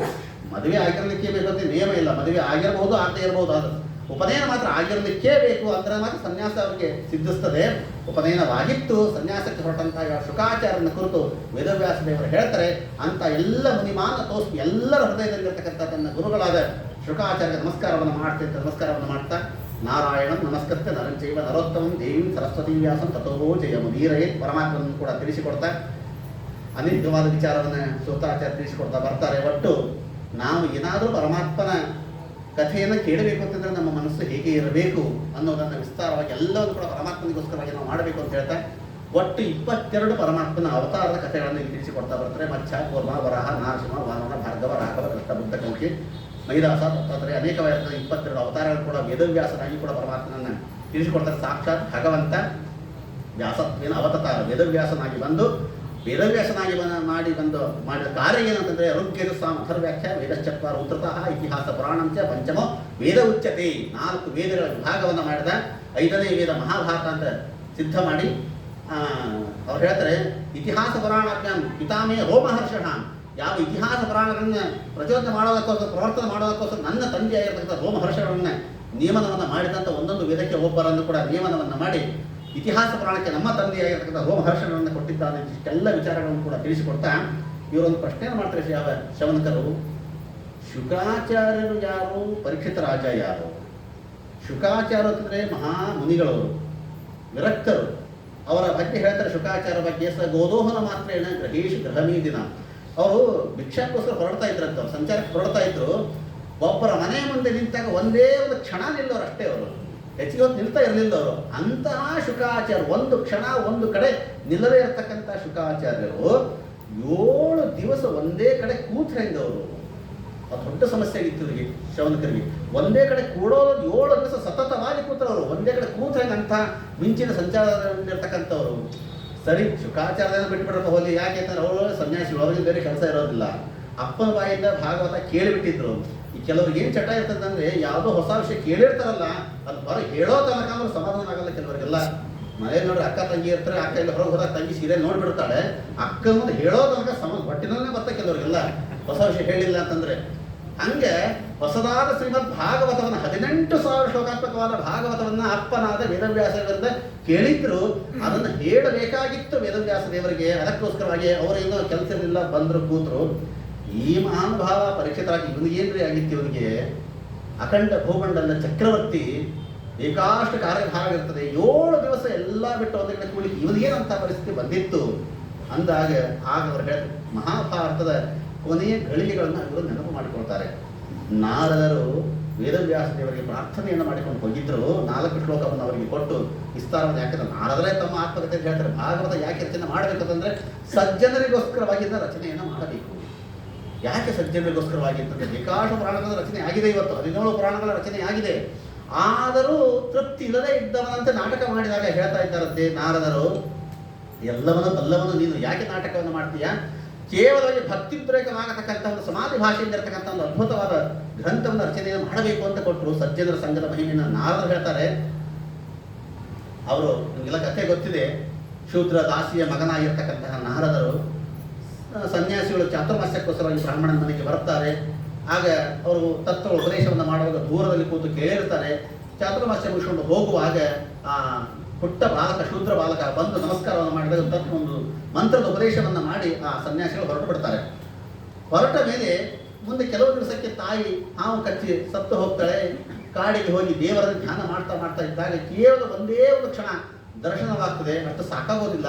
ನಾರದರು ಅಳ್ತಾ ಕೂತಾಗ ಪರಮಾತ್ಮ ಹೇಳ್ತಾನೆ, ಮುಂದಿನ ಜನ್ಮದಲ್ಲಿ ನೀನು ಬ್ರಹ್ಮದೇವರ ಮಗನಾಗಿ ಬರ್ತೀಯ, ಮತ್ತೆ ದರ್ಶನವನ್ನು ಕೊಡ್ತೇನೆ ಅಂತ ಹೇಳಿ ಅದರ್ಶನಾಗಿ ಬಿಡ್ತಾನೆ. ಅದೇ ಶೂದ್ರ ದಾಸಿಯ ಮಗ ಮುಂದಿನ ಜನ್ಮದಲ್ಲಿ ಚತುರ್ಮುಖ ಬ್ರಹ್ಮದೇವರ ಮಗನಾಗಿ ಹುಟ್ಟುತ್ತಾ ಇದ್ದಾರಂತೆ. ಏನು ಭಾಗ್ಯ ನೋಡಿದ್ದು! ಸಜ್ಜನರ ಸಂಘದ ಒಂದು ಮಹಿಮಾ.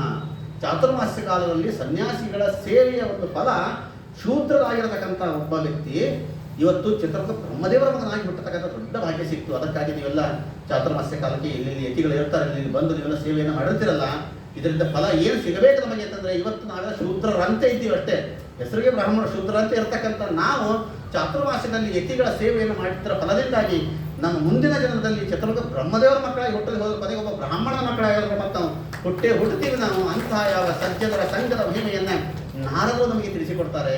ಅಂತ ನಾರದರಿಂದ ಪ್ರಾರ್ಥಿತರಾಗಿರ್ತಕ್ಕಂಥ ಯಾವ ವೇದವ್ಯಾಸ ದೇವರು ಬ್ರಹ್ಮನತ್ಯ ಸರಸ್ವತ್ಯ ಮಾಶನೆ ಪಶ್ಚಿಮೇ ತಟೆ, ಯಾವ ಅಲಕನಂದ ಹಾಗೂ ಸರಸ್ವತಿ ಸಂಗಮ ಆಗತಕ್ಕಂಥ ಕೇಶವ ಪ್ರಯಾಗದಲ್ಲೇ ಕುಳಿತುಕೊಂಡು 18,000 ಶ್ಲೋಕಾತ್ಮಕವಾದ ಭಾಗವತ ರಚನೆಯನ್ನು ಮಾಡಿ ಅದನ್ನು ಶುಕಾಚಾರ್ಯಗೆ ಬರೆದು ಉಪದೇಶವನ್ನು ಮಾಡಿ ಕಳಿಸಿರುತ್ತಾರೆ. ಪರೀಕ್ಷಿತ ರಾಜ ಯಾಕೆ ಈ ಶುಕಾಚಾರ್ಯನ ಕೇಳಿದ? ಮಹಾಭಾರತದ ಕೊನೆಯ ಘಳಿಗೆಗಳನ್ನು ಹೇಳ್ತಾರೆ. 14 ದಂಡೆ ಧೃತರಾಷ್ಟ್ರ ಪುತ್ರೆ ವೃಕೋದರನ ಭೀಮಸೇನ ದೇವರ ಗದ ಪ್ರಹಾರದಿಂದ ಯಾವ ದುರ್ಯೋಧನ ತೊಡೆಯನ್ನು ಮುರಿದುಕೊಂಡು ಕೆಳಗಡೆಗೆ ಬಿದ್ದಿದ್ದಾನೆ. ಕೊನೆಯ ಗಳಿಗೆ ಅವನ ಹತ್ರ ಅಶ್ವತ್ಥಾಮಾಚಾರ ಬಂದರು. ಅಶ್ವತ್ಥಾಮಾಚಾರ ಅವರೇನು ಸಾಮಾನ್ಯರಲ್ಲ, ಅವರು ಸಾಕ್ಷಾತ್ ರುದ್ರದೇವರ ಅವತಾರವೇ. ಅಂತಹ ಅಶ್ವತ್ಥಾಮಾಚಾರ ಬಂದಿದ್ದಾರೆ. ನಿನ್ನ ಕೊನೆಯ ಆಸೆ ಏನಾದರೂ ಇದ್ದರೆ ಹೇಳು ನೀನು ಅಂದಾಗ ಅವ್ರು ಹೇಳಿದ, ನನ್ನ ಕೊನೆಯ ಆಸೆ ಏನು ಅಂದರೆ ಪಾಂಡವರ ಸಂತತಿ ನಿರ್ಮೂಲ ಆಗಬೇಕು.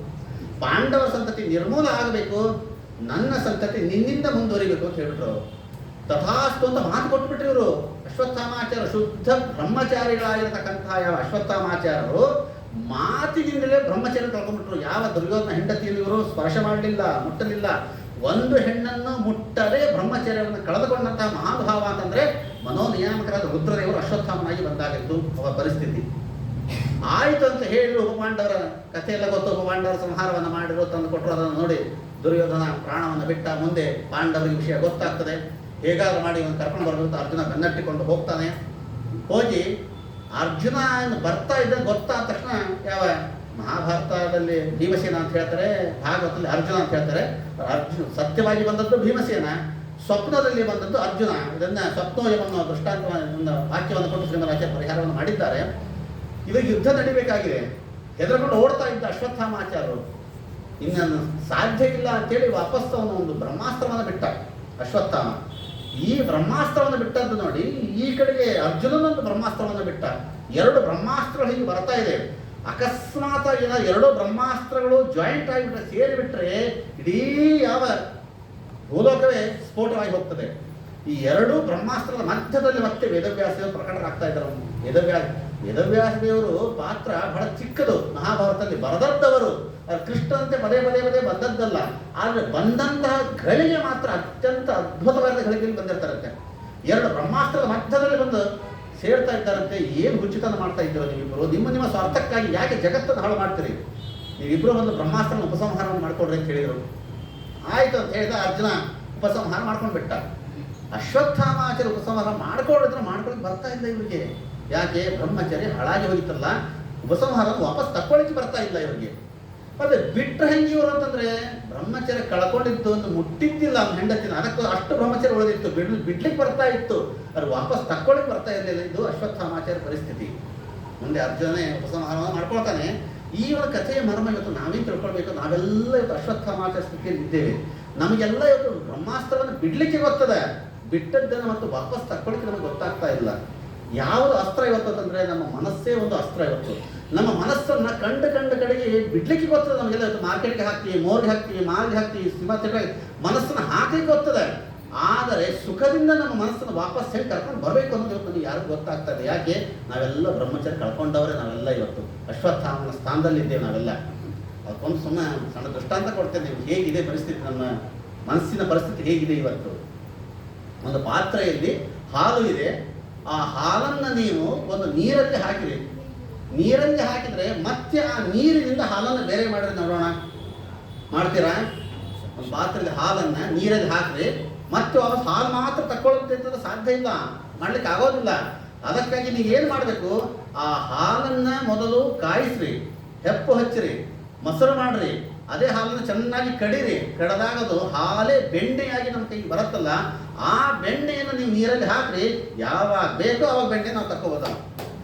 ಬರೀ ಹಾಲನ್ನು ಹಾಕಿರೋ ತಕ್ಕೊಳ್ಳಿಕ್ಕೆ ಬರಲ್ಲ. ಆ ಹಾಲನ್ನೇ ನೀವು ಬೆಣ್ಣೆಯನ್ನಾಗಿ ಮಾಡಿ ಬೆಣ್ಣೆಯನ್ನು ಹಾಕ್ರಿ. ನಿಮ್ಗೆ ಯಾವಾಗ ಬೇಕು ಅವಾಗ ನಿಮ್ಮ ಕಂಟ್ರೋಲಲ್ಲಿ ನಮ್ಮ ಕೈಗೆ ಆ ಬೆಣ್ಣೆ ಬರ್ತದೆ. ಹಾಗೆ ನಮ್ಮ ಮನಸ್ಸು ತನ್ನದೇನಿದೆ, ಹುಟ್ಟಿದಾಗ ಹಾಲಿನಂತಹ ಮನಸ್ಸಿರುತ್ತೆ. ಇಂಥ ಹಾಲಿನಂತಹ ಮನಸ್ಸನ್ನು ನೀವು ಪ್ರಪಂಚಕ್ಕೆ ಹಾಕಬೇಡ್ರಿ. ಈ ಬಣ್ಣ ಬಣ್ಣದ ಪ್ರಪಂಚವನ್ನು ನೀರಿಗೆ ಹಾಕಬೇಡ್ರಿ. ವಾಪಸ್ ನಿಮ್ಮ ಮನಸ್ಸು ನಿಮ್ಮ ಕೈಗೆ ಬರೋದಿಲ್ಲ. ನೀವು ಏನು ಮಾಡಬೇಕು? ಹಾಲಿನಂತಹ ಮನಸ್ಸಿಗೆ ತತ್ವಜ್ಞಾನ ಅನ್ನೋ ಹೆಪ್ಪು ಹಚ್ಚಿರಿ, ಮೊಸರು ಆಗ್ತದೆ. ಆರೋಗ್ಯ ಸರ್ವಶಾಸ್ತ್ರಾಣಿ ವಿಚಾರ್ಚ ಪುನಃ ಪುನಃ ಇದಮೇಕ ಸುನಿಷ್ಪನ್ನ ಧ್ಯೇಯೋ ನಾರಾಯಣ ಸದ ಹರಿಸರ್ವೋತ್ತಮತ್ವ ಅನ್ನೋ ಬೆಣ್ಣೆಯನ್ನು ನಿಮ್ಮ ಮನಸ್ಸಲ್ಲಿ ಇಟ್ಕೊಳ್ರಿ. ಅಂತಹ ಯಾವ ಬೆಣ್ಣೆಯಂತಹ ಮನಸ್ಸನ್ನು ಯಾವ ಬಣ್ಣ ಬಣ್ಣದ ಪ್ರಪಂಚಕ್ಕೆ ಹಾಕ್ರಿ. ನಿಮ್ಮ ಮನಸ್ಸು ನಿಮ್ಮ ಕಂಟ್ರೋಲಲ್ಲಿ ಯಾವಾಗ ಬೇಕೋ ನಮ್ಮ ಮನಸ್ಸು ನಮ್ಮ ಕಂಟ್ರೋಲ್ ಬಂದ್ಬಿಡ್ತದೆ. ಇದು ಅಶ್ವತ್ಥಾಮಾಚಾರ್ಯ ಅರ್ಜುನ ನಮಗೆ ತಿಳಿಸಿಕೊಟ್ಟಂತಹ ಒಂದು ಮರ್ಮ ಇದು. ಹೀಗಾಗಿ ಈ ಯಾವ ಅಶ್ವತ್ಥಾಮಾಚಾರ್ಯ ಬ್ರಹ್ಮಚರ್ಯ ಕಳ್ಕೊಂಡಿದ್ದಕ್ಕೋಸ್ಕರವಾಗಿ ವಾಪಸ್ ತಕ್ಕೊಳ್ಳಿಕ್ಕಾಗಲಿಲ್ಲ, ನಾವು ಕೂಡ ಬ್ರಹ್ಮಚರ್ಯ ಕಳ್ಕೊಂಡಿದ್ದಕ್ಕೋಸ್ಕರ ನಮ್ಮ ಮನಸ್ಸೇ ಇವತ್ತು ನಮ್ಮ ಹತೋಟಿಯಲ್ಲಿ ಉಳಿತಾ ಇಲ್ಲ ಇವತ್ತು. ಮುಂದೆ ಯಾವ ಅಶ್ವತ್ಥಾಮಾಚಾರ್ಯ ಕರ್ಕೊಂಡು ಬರ್ತಾರೆ ದ್ರೌಪದಿ ಹತ್ರ. ಆ ದ್ರೌಪದಿ ಕೂಡ ಹೇಳ್ತಾಳೆ, ನನ್ನ ಇವರು ಬಿಟ್ಟುಬಿಡ್ರಿ, ಯಾಕೆ ಗುರುಪತ್ರಸ್ತು ಯೋಗ್ಯಷ್ಟೇ ಗುರುಪುತ್ರನಾಗಿದ್ದಾನೆ, ಒಬ್ಬ ಬ್ರಾಹ್ಮಣನಾಗಿದ್ದಾನೆ, ಕೊಲ್ಲಿಗೆ ಹೋಗೋರು ಬಿಟ್ಟುಬಿಡ್ರಿ ಅಂತ ಹೇಳ್ತಾರೆ. ದ್ರೌಪದಿ ಬಿಡ್ರಿ ಅಂತ ಹೇಳ್ತಾರೆ. ಆದರೆ ಕೃಷ್ಣ ನೋಡಿದ್ರೆ ಅವ್ರಿಗೆ ಏನು ಶಾಸ್ತ್ರಿಯನ್ನು ಮಾಡಬೇಕು ಅಂತ ಹೇಳ್ತಾನೆ, ಶಿಕ್ಷೆ ಕೊಡಬೇಕು ಅಂತ. ಅವನೊಂದು ಶಿರೋ ರತ್ನ ಇತ್ತು, ಆ ರಕ್ತವನ್ನು ಕಿತ್ತು ಭೀಮನ ಕೈಲಿ ಕೊಡ್ತಾರೆ, ಬಿಟ್ಟು ಬಿಡ್ತಾರೆ. ಅದನ್ನು ಮುಂದೆ ರಕ್ತದ ಸೋರ್ತಾ ಹೋಗ್ತದೆ. ಇವತ್ತಿಗೂ ಕೂಡ ಅಶ್ವತ್ಥಾಮಾಚಾರ್ಯರು ತುಂಬ ಹಸಿವಿನಲ್ಲಿ ಬೆಳೆತ ಆ ಶಿರೋ ರತ್ನ ಇರೋ ತನಕ ಕೂಡ ಅವನಿಗೆ ಯಾವುದೇ ತರಹದ ನೀರಡಿಕೆ ಆಗೋದಿಲ್ಲ, ಹಸಿವು ಆಗೋದಿಲ್ಲ, ಬೆವರು ಬರೋದಿಲ್ಲ. ಅಂತಹ ಅದ್ಭುತವಾದ ರತ್ನ ಇತ್ತು. ಅಂತಹ ರತ್ನವನ್ನು ಕಿತ್ಕೊಂಡು ಶಿಕ್ಷೆಯಲ್ಲಿ ಈ ಕಡೆ ಸತ್ತಂತನೂ ಆಯಿತು, ಬದುಕಿದಂತನೂ ಆಯ್ತು ಮಾಡಿ ಅವನನ್ನು ಬಿಟ್ಟು ಬಿಡ್ತಾ ಇದ್ದಾರಂತೆ. ಮುಂದೆ ಇದೇ ಬ್ರಹ್ಮಾಸ್ತ್ರವನ್ನೇ ಯಾವ ಇವರ ಸಂತತಿ ಮೇಲೆ ಹಾಕಬೇಕು ಅಂತೇಳಿ ಇದೇ ಬ್ರಹ್ಮಾಸ್ತ್ರವನ್ನೇ ಮುಂದೆ ಪುತ್ರಾದಿಗೆ ಗರ್ಭಕ್ಕೆ ಹಾಕ್ತಾರೆ ಅನ್ನತಕ್ಕಂಥ ಕಥೆಯನ್ನು ಮುಂದೆ ಬರೆಸ್ತಾರೆ. ಈ ಕಡೆಗೆ ಎಲ್ಲ ಪಾಂಡವರು ಕೂಡ ರಾಜ್ಯವನ್ನು ಗೆದ್ದು ಸುಖವಾಗಿ ರಾಜ್ಯಭಾರವನ್ನು ಮಾಡ್ತಾ ಇದ್ದಾಗ ಯಾವ ಧೃತರಾಷ್ಟ್ರದ ಒಂದು ಕಥೆಯನ್ನು ತಿಳಿಸಿಕೊಡ್ತಾರೆ. ಮಹಾರಾಜ ಧೃತರಾಷ್ಟ್ರ, ಅವನ ಎಲ್ಲ ಮಕ್ಕಳು ಸತ್ತು ಹೋಗಿದ್ದಾರೆ, ಬಂಧು ಬಾಂಧವರು ಸತ್ತು ಹೋದರು, ಮಕ್ಕಳೆಲ್ಲ ಸತ್ತು ಹೋದರು, ವೃದ್ಧನಾಗಿದ್ದಾನೆ. ಇಷ್ಟಾದರೂ ಕೂಡ ಅವನ ಹೆಸರೇ ಧೃತ ರಾಷ್ಟ್ರ. ರಾಷ್ಟ್ರವನ್ನು ಧೃತ ಗಟ್ಟೆ ಹೊಂದ್ಕೊಂಡ್ಬಿಟ್ಟ. ಇನ್ನು ಅವನು ಬೀರ್ ಕೈ ಕೊಡ್ತಾನೆ ಇಲ್ಲ ಇನ್ನು ಅವನು ಧೃತರಾಷ್ಟ್ರವನ್ನು. ಎಲ್ಲ ರಿಟೈರ್ಡ್ ಆಗಿರ್ತಕ್ಕಂಥ ವ್ಯಕ್ತಿಗಳಿಗೆ ಇದೊಂದು ಧೃತರಾಷ್ಟ್ರ ಕೊಟ್ಟಂತಹ ಪಾಠ ಇದು. ಇಂಥ ಧೃತರಾಷ್ಟ್ರ ಗಟ್ಟಿ ರಾಷ್ಟ್ರ ಹಿಡ್ಕೊಂಡು ಕೂತ್ಕೊಂಡ್ಬಿಟ್ಟಾನವ. ನಾನು ನನ್ನ ಅಧಿಕಾರ, ಈ ಧರ್ಮರಾಜ ಸ್ವಲ್ಪ ಬಹಳ ಶಾಂತ ಸ್ವಭಾವದವನು, ಸಿಂಹಾಸನ ಮೇಲೆ ಅವನನ್ನೇ ಕೊಡಿಸ್ತಾ ಇದ್ದ, ನಿಂತು ಹೋಗಿ ನಮಸ್ಕಾರ ಮಾಡ್ತಾ ಇದ್ದ. ದೊಡ್ಡಪ್ಪ ಇವತ್ತೇನು ಅಡುಗೆ ಮಾಡಲಿ, ಚಕ್ಲೆ ಮಾಡಲ, ಕೋಡಬಳೆ ಮಾಡಲ, ನೀನು ಏನು ಹೇಳಿದ್ರೆ ಅದು ಮಾಡ್ತೀವಿ, ದಿವಸ ಮಾಡಿಸ್ತಾನೆ ಇರೋದು ಇವನು ಹೋಗಿ ಒಂದು ತಾಸು ಹೋಗಿ ಒಂದು ಕಾಲು ಒತ್ತಿ ಒಂದು ನಮಸ್ಕಾರ ಮಾಡಿ ಇಷ್ಟೆಲ್ಲ ಕೇಳ್ಕೊಂಡು ಈ ಕಡೆ ಬರೋ ಬಂದ ತಕ್ಷಣ ಭೀಮಸೇಂದ್ರ ಹೋಗ್ರ ನಮ್ಮ ಹತ್ರ. ಅವ್ರ ಕ್ಲಾಸೇ ಬೇರೆ ಇತ್ತು, ಭೀಮಸೇಂದ್ರ ಕ್ಲಾಸೇ ಬೇರೆ ಇತ್ತಂತೆ. ಭೀಮಸೇಂದ್ರ ಹೇಳ್ತಾ ಇರುತ್ತೆ, ಏಯ್ ನಕುಲ ಸಹದೇವ, ಇಡೀ ಕುರುಡನಾಗಿರ್ತ ಮುದುಕನ ಮಕ್ಕಳನ್ನು 100 ಜನ ಮಕ್ಕಳನ್ನು ಇದೇ ತೋಳಿದ ಹಾಕಿ ನಾನು ಕೊಂದಿದ್ದೇನೆ. ಆಗ ನಕುಲ ಸಹದೇವ ಹೌದು ಹೌದು ಅಂದ್ಬಿಟ್ಟು ಇಲ್ಲ ಅವ್ರು ಹೊಡೆದು ಬರ್ತಾ ಇದ್ದ ಇವನು, ಹೌದು ಹೌದು ಅಂತ ಅವರಂತ ಇದ್ರಂತವ್ರು. ಅದರಿಂದ ಸ್ವಲ್ಪ ಹಿಂಸೆ ಆಗ್ತಾ ಇತ್ತು ಯಾವ ಧೃತರಾಷ್ಟ್ರನಿಗೆ. ಈ ಯಾಕಂದ್ರೆ 2 ಕ್ಲಾಸ್ ಒಟ್ಟೊಟ್ಟಿಗೆ ಆಗ್ತಾ ಇತ್ತು ಧೃತರಾಷ್ಟ್ರನಿಗೆ. ಈ ಧರ್ಮರಾಜನ ಕ್ಲಾಸೇ ಬೇರೆ, ಭೀಮನ ಕ್ಲಾಸೇ ಬೇರೆ. ಇದರಲ್ಲಿ ಸ್ವಲ್ಪ ಗೊಂದಲದಲ್ಲಿ ಬಹಳ ಒದ್ದಾಡ್ತಾ ಇದ್ದ ಯಾವ ಧೃತರಾಷ್ಟ್ರ. ಈ ಸಂದರ್ಭದಲ್ಲಿ ಯಾವ ವಿದುರ ಬರ್ತಾನೆ. ವಿದುರ ಇನ್ನು ತೀರ್ಥಯಾತ್ರೆಗೆ ಹೋಗಿದ್ದ, ಮತ್ತೆ 3ನೇ ಸ್ಕಂದದಲ್ಲಿ ಬರ್ತದೆ.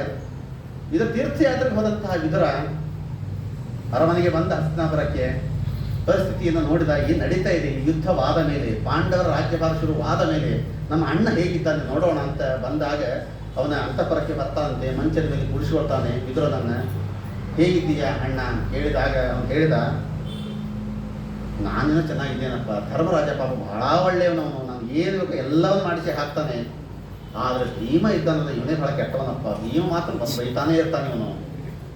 ಆಗ ವಿದುರನಿಗೆ ಅರ್ಥವಾಯ್ತು, ಅಣ್ಣ ಯಾರು ಒಳ್ಳೆಯವರು ಯಾರು ಕೆಟ್ಟವರು ಇದು ಅರ್ಥನೇ ಆಗ್ತಾ ಇಲ್ಲಲ್ಲ.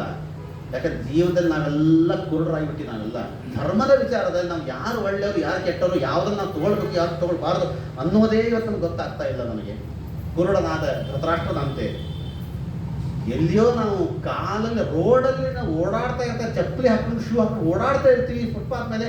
ಅಂಥದ್ದು ಶೂ ತೊಗೊಳಕ್ಕೆ ನಾವು ಶೋರೂಮ್ಗೆ ಹೋಗ್ತೀವಿ, ಹೊಟ್ಟೆಲಿ ತಿನ್ನಬೇಕಾಗಿರ್ತಕ್ಕಂಥ ತರಕಾರಿ ಹೋಗಿ ಫುಟ್ಪಾತ್ ಹೋಗ್ತಿರ್ಬೋದು, ತರಕಾರಿ ತೊಗೊಂಬರ್ತಾರೆ. ಇವತ್ತು ನಮ್ಮ ಪರಿಸ್ಥಿತಿ ಯಾವುದನ್ನು ಹೆಂಗೆ ತೊಗೊಳ್ಬೇಕು ಅನ್ನೋದು ನಮ್ಗೆ ಗೊತ್ತಾಗ್ತಾ ಇಲ್ಲ ಇವತ್ತನ್ನ ಸಮಾಜಕ್ಕೆ.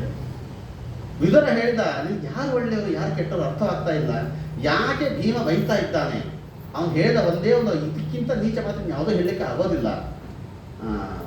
ಭೀಮಾಪ ವರ್ಜಿತಂ ಪಿಂಡಂ ಆದತ್ತೆ ಗೃಹಪಾಲವತ್. ಭೀಮ ಹಾಕತಕ್ಕಂತಹ ಪಿಂಡವನ್ನು ಉಗ್ಗುತ್ತದೆ ಪಿಂಡವನ್ನ ಗೃಹಪಾಲ ನಾಯಿ ತಿಂಕೊಂಡು ಬಿದ್ದಿದ್ದೀಯಲ್ಲ, ಇನ್ನೊಂದು ನಾಚಿಕೆ ಆಗ್ತಾ ಇಲ್ವಾ? ನಿನ್ನ 100 ಜನ ಮಕ್ಕಳು ಸತ್ತೋದ್ರು, ಬಂಧು ಬಾಂಧವರು ಸತ್ತೋದ್ರು, ನೀನು ಕುರುಡನಾದಿ, ನಿನ್ನ ವಯಸ್ಸಾಯಿತು, ಇಷ್ಟಾದರೂ ಕೂಡ ಇನ್ನೂ ನೀನು ಭೋಗದಲ್ಲೇ ಇರಬೇಕು ಅಂತ ಅನ್ಕೊಳ್ತಾ ಇದ್ದೀಯಾ ನೀನು? ಈಗಲಾದರೂ ಕೂಡ ನಿನಗೆ ಇನ್ನು ರಾಜ್ಯವನ್ನು ಬಿಡಬೇಕು, ಮಕ್ಕಳಿಗೆ ಒಪ್ಪಿಸ್ಬೇಕು ಅಂತ ಅನ್ನಿಸ್ತಾ ಇಲ್ವಾ ನಿನಗೆ?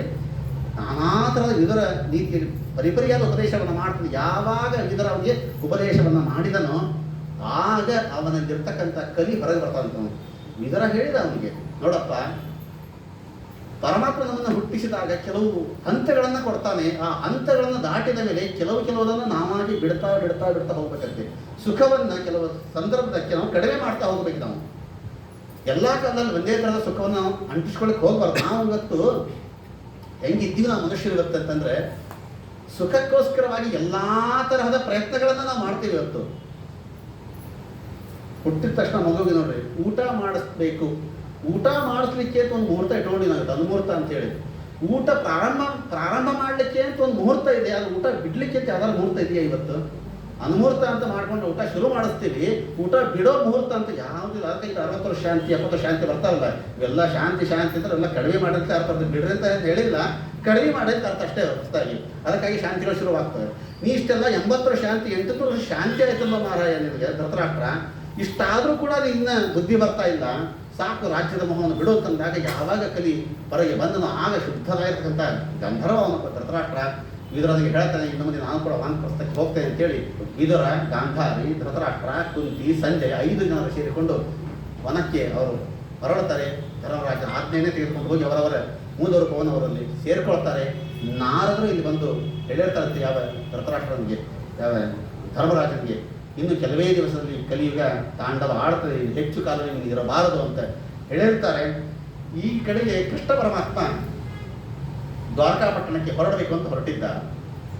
ಎಲ್ಲ ಪಟ್ಟಾಭಿಷೇಕ ಆಯಿತು, ಹೋಮ ಹವನಗಳೆಲ್ಲ ಮುಗಿದು ದ್ವಾರಕಾಪಟ್ಟಣಕ್ಕೆ ಹೊರಡತೆ ಅಂತ ರಥ ಹತ್ತಬೇಕು ಸಿದ್ಧನ ನಿಂತಿದ್ದಾನೆ. ಯಾವುದೋ ಒಂದು ಹೆಣ್ಣಿನ ಕೂಗು, ಕೃಷ್ಣ ನನ್ನ ಕಾಪಾಡು. ಏನಪ್ಪ ಎಲ್ಲ ಮುಗಿತು, ಮತ್ಯಾರ ಕಷ್ಟ ಬಂತು ನೋಡಿದರೆ ಉತ್ತರಾದೇವಿ ಗರ್ಭವತಿಯಾದ ಸಂದರ್ಭದಲ್ಲಿ ಅವರ ಗಂಡನಾದ ಅಭಿಮನ್ಯು ಮಡದು ಹೋಗಿರ್ತಾನೆ, ಮರಣವನ್ನು ಹೊಂದಿರ್ತಾನೆ. ತುಂಬು ಗರ್ಭಿಣಿ, ಅವಳು ಬಂದು ಕೃಷ್ಣನ ರಕ್ಷಣೆ ಮಾಡಿ. ಯಾಕೆ ಏನಾಯ್ತದಂದ್ರೆ ಅಶ್ವತ್ಥಾಮಾಚಾರ್ಯ ಬಿಟ್ಟಂತಹ ಬ್ರಹ್ಮಾಸ್ತ್ರ ನನ್ನ ಗರ್ಭವನ್ನೇ ಗುರಿ ಮಾಡಿಕೊಂಡು ಬರ್ತಾ ಇದೆಯಪ್ಪ ಕೃಷ್ಣ. ಬ್ರಹ್ಮಾಸ್ತ್ರ ಅದರ ವಿದ್ಯೆ ನೋಡಿ ಎಂತಹ ವಿದ್ಯೆ ಇದು. ಬ್ರಹ್ಮಾಸ್ತ್ರ ಹೆಂಗೆ ಹಾಕಿದ್ರು ಅವರು ಅಂತಂದ್ರೆ ಇದು ಹೋಗಿ ಗರ್ಭದ ಒಳಗೆ ಬೀಳಬೇಕು, ಆಮೇಲೆ ಗರ್ಭ ಧರಿಸಿರತಕ್ಕಂತಹ ಉತ್ತರ ಸಾಯಬಾರದು, ಒಳಗಿರತಕ್ಕಂಥ ಮಗು ಮಾತ್ರ ಸಾಯ್ಬೇಕಂತ. ಏನು ಮಂತ್ರದ ಶಕ್ತಿ ನೋಡ್ರಿ ಅದು. ಆ ರೀತಿಯ ಪ್ರಯೋಗವನ್ನು ಮಾಡಿದ್ರಂತೆ. ಅವಳು ಹೇಳ್ತಾಳೆ ಇದು ಇಡೀ ಕುರು ವಂಶಕ್ಕೆ, ಇಡೀ ಪಾಂಡವ ವಂಶಕ್ಕೆ ಉಳದದ್ದು ಇದು ಒಂದೇ ಒಂದು ಕುಡಿ. ಈಗ ಎಲ್ಲರ ಹತ್ರ ಹೋದ್ರು, ಇದು ಒಂದೇ ಒಂದು ಕುಡಿ, ಅದಕ್ಕೆ ಈ ಕುಡಿಯನ್ನು ಹೇಗಾದ್ರು ಮಾಡಿ ಬದುಕಿಸೋದು. ನನ್ನನ್ನು ಬೇಕಾದ್ರೆ ಬ್ರಹ್ಮಾಸ್ತ್ರ ನನ್ನ ಪ್ರಾಣ ತಗೊಳ್ಳಿ, ಈ ಕುಡಿಯನ್ನು ಮಾತ್ರ ಉಳಿಸಪ್ಪ ಅಂತ ಬಂದು ಕೇಳಿದಾಗ ಮತ್ತೆ ಕೃಷ್ಣ ಪರಮಾತ್ಮ ತಾನು ಒಳಗೆ ಪ್ರವೇಶವನ್ನು ಮಾಡ್ತಂತೆ. ತಾನು ಒಳಗೆ ಪ್ರವೇಶವನ್ನು ಮಾಡಿ ಚಕ್ರವನ್ನು ಹಿಡಿದುಕೊಂಡು ಸುತ್ತಲೂ ತಿರುಗ್ತಾ ಇದ್ದಂತವನು. ಆ ಒಳಗಿರ್ತಕ್ಕಂಥ ಮಗು ಪಿಡಿ ಕಣ್ಬಿಟ್ಟು ನೋಡ್ತಾ ಇದ್ದಾನೆ, ಯಾರು ಇವನು ನನ್ನ ಸುತ್ತಲೂ ತಿರುಗ್ತಾ ಇದ್ದಾನಲ್ಲ ಅವನು ಅಂತ. ಹೀಗೆ ಪರಿಯಾಗಿ ಈಕ್ಷತ ನೋಡಿದ್ರೆ ಮುಂದೆ ಅವನೇ ಪರೀಕ್ಷಿತ ಅಂತ ಆಗಿ ಬರ್ತಾ ಇದ್ದಾನೆ. ಈಗೆಲ್ಲ ನಾವು ಎಲ್ಲ ಪರೀಕ್ಷಿತರಾಗ್ತಾನೆ ಇದ್ದೀವಿ. ನಾವೆಲ್ಲ ಎಂಥ ಎಕ್ಸಾಮ್ ಹಾಲಲ್ಲಿ ನಾವೆಲ್ಲ ಬರೀ ಸುತ್ತು ನೋಡ್ತಾ ಇರ್ತೀವಿ. ಅವನೇನು ಬರ್ತಾ ಇವನೇನು ಬರ್ತಾ ನೀನು ಸುತ್ತು ನೋಡ್ತಾ ಪರೀಕ್ಷೆ ಹಾಲಲ್ಲಿ ಪರೀಕ್ಷಿತರಾಗಿ ನಾವೆಲ್ಲ ಇವತ್ತು. ಅಂಥ ಯಾವ ಗರ್ಭದ ಅವಸ್ಥೆಯಲ್ಲಿಯೇ ಭಗವಂತನನ್ನ ಕಣ್ಣಾರ ಕಂಡಂತಹ ಮಹಾನುಭಾವ ಯಾವ ಪರೀಕ್ಷಿತ ಮಹಾರಾಜ, ಮುಂದೆ ಅವನ ಹುಟ್ಟುವಾಗ ಮತ್ತೆ ಒಂದು ಸತ್ಯ ಹುಟ್ಟಿದ ಅವನು. ಆಗ ಮತ್ತೆ ಅದನ್ನು ಕೃಷ್ಣ ಪರಮಾತ್ಮ ಸ್ಪರ್ಶದಿಂದ ಮತ್ತೆ ಬದುಕಿಸ್ತಾನೆ. ವಿಷ್ಣುರಾತ ಅಂತ ಅವನಿಗೆ ಹೆಸರು ಬರ್ತದೆ. ಮುಂದೆ ಅವನು ಜ್ಯೋತಿಷಕರು ಎಲ್ಲ ಹಾಕಿ ಎಲ್ಲ ತಿಳಿಸಿಕೊಡ್ತಾರೆ ಅಂತ.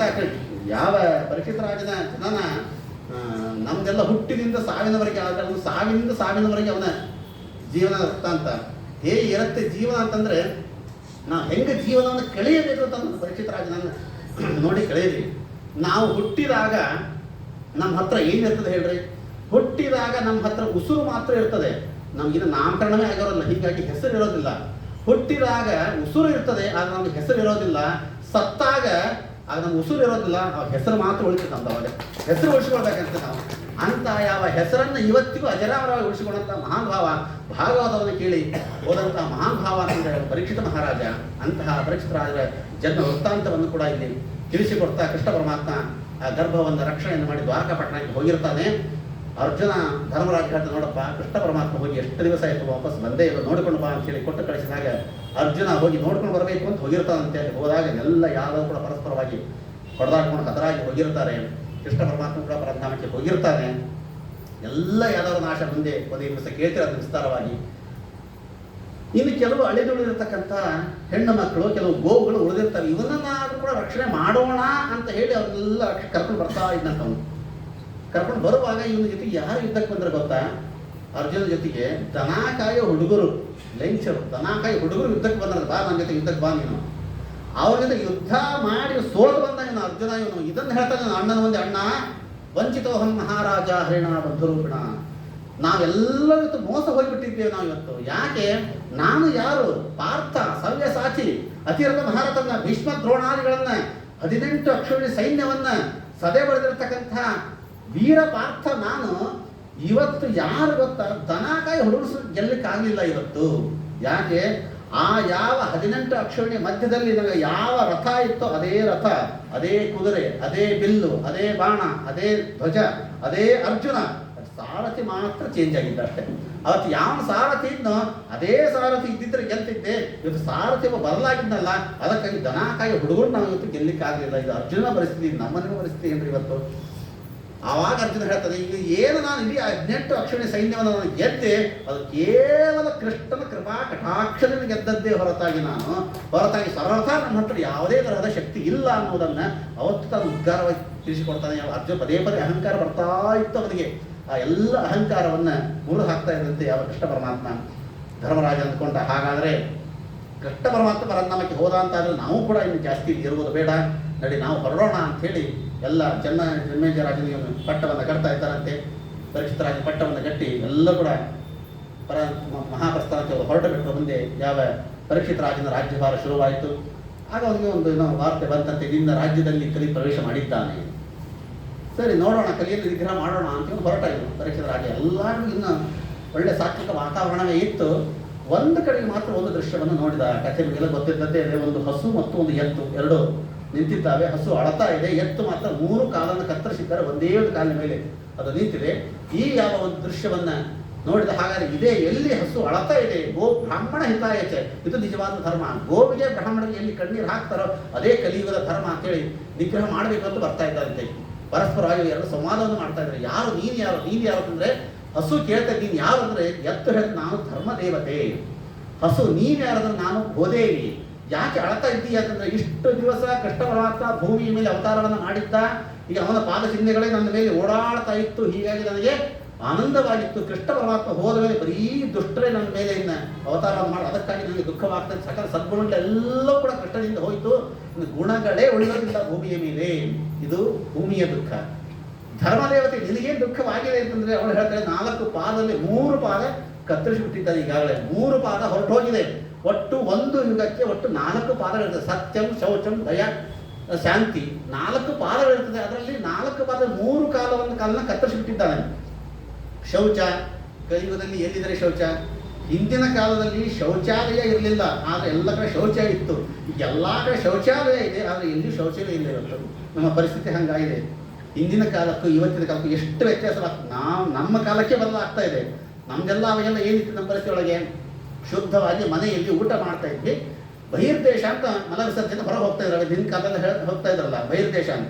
ಬಹಿರ್ದೇಶ ಇದ್ದದಲ್ಲಿ ಇವತ್ತು ನಾವು ಅಟ್ಯಾಚ್ ಮಾತ್ರ ಅಂತರ್ದೇಶ ಮಾಡ್ಕೊಂಡು ನಾವೆಲ್ಲ ಇವತ್ತು ಒಳಗೆ ನಾವು ಮಾಡ್ಕೊಂಡು ಬಿಟ್ವಿ. ಮನೆಯೊಳಗೆ ಊಟ ಮಾಡಬೇಕು, ಹೊರಗೆ ಹೋಗಿ ಮಲ ವಿಸರ್ಜನೆ ಮಾಡಬೇಕು. ಅದು ಉಲ್ಟಾಗಿದೆ ಅಷ್ಟೇ. ಮನೆಯೊಳಗೆ ಮಲ ವಿಸರ್ಜನೆ ಮಾಡ್ಕೊಳ್ತೀವಿ, ಹೋಟೆಲ್ಗೆ ಹೋಗಿ ಊಟ ಮಾಡ್ತಾ ಇದ್ವಿ ಹೊರಗೆ ಹೋಗಿದ್ದು. ಇದು ಕಲಿಯುಗದ ಲಕ್ಷಣ. ಶೌಚ ಅನ್ನೋದು ಹೊರಟು ಹೋಯಿತು. ಶೌಚ ಅನ್ನೋದು ಇಲ್ಲ.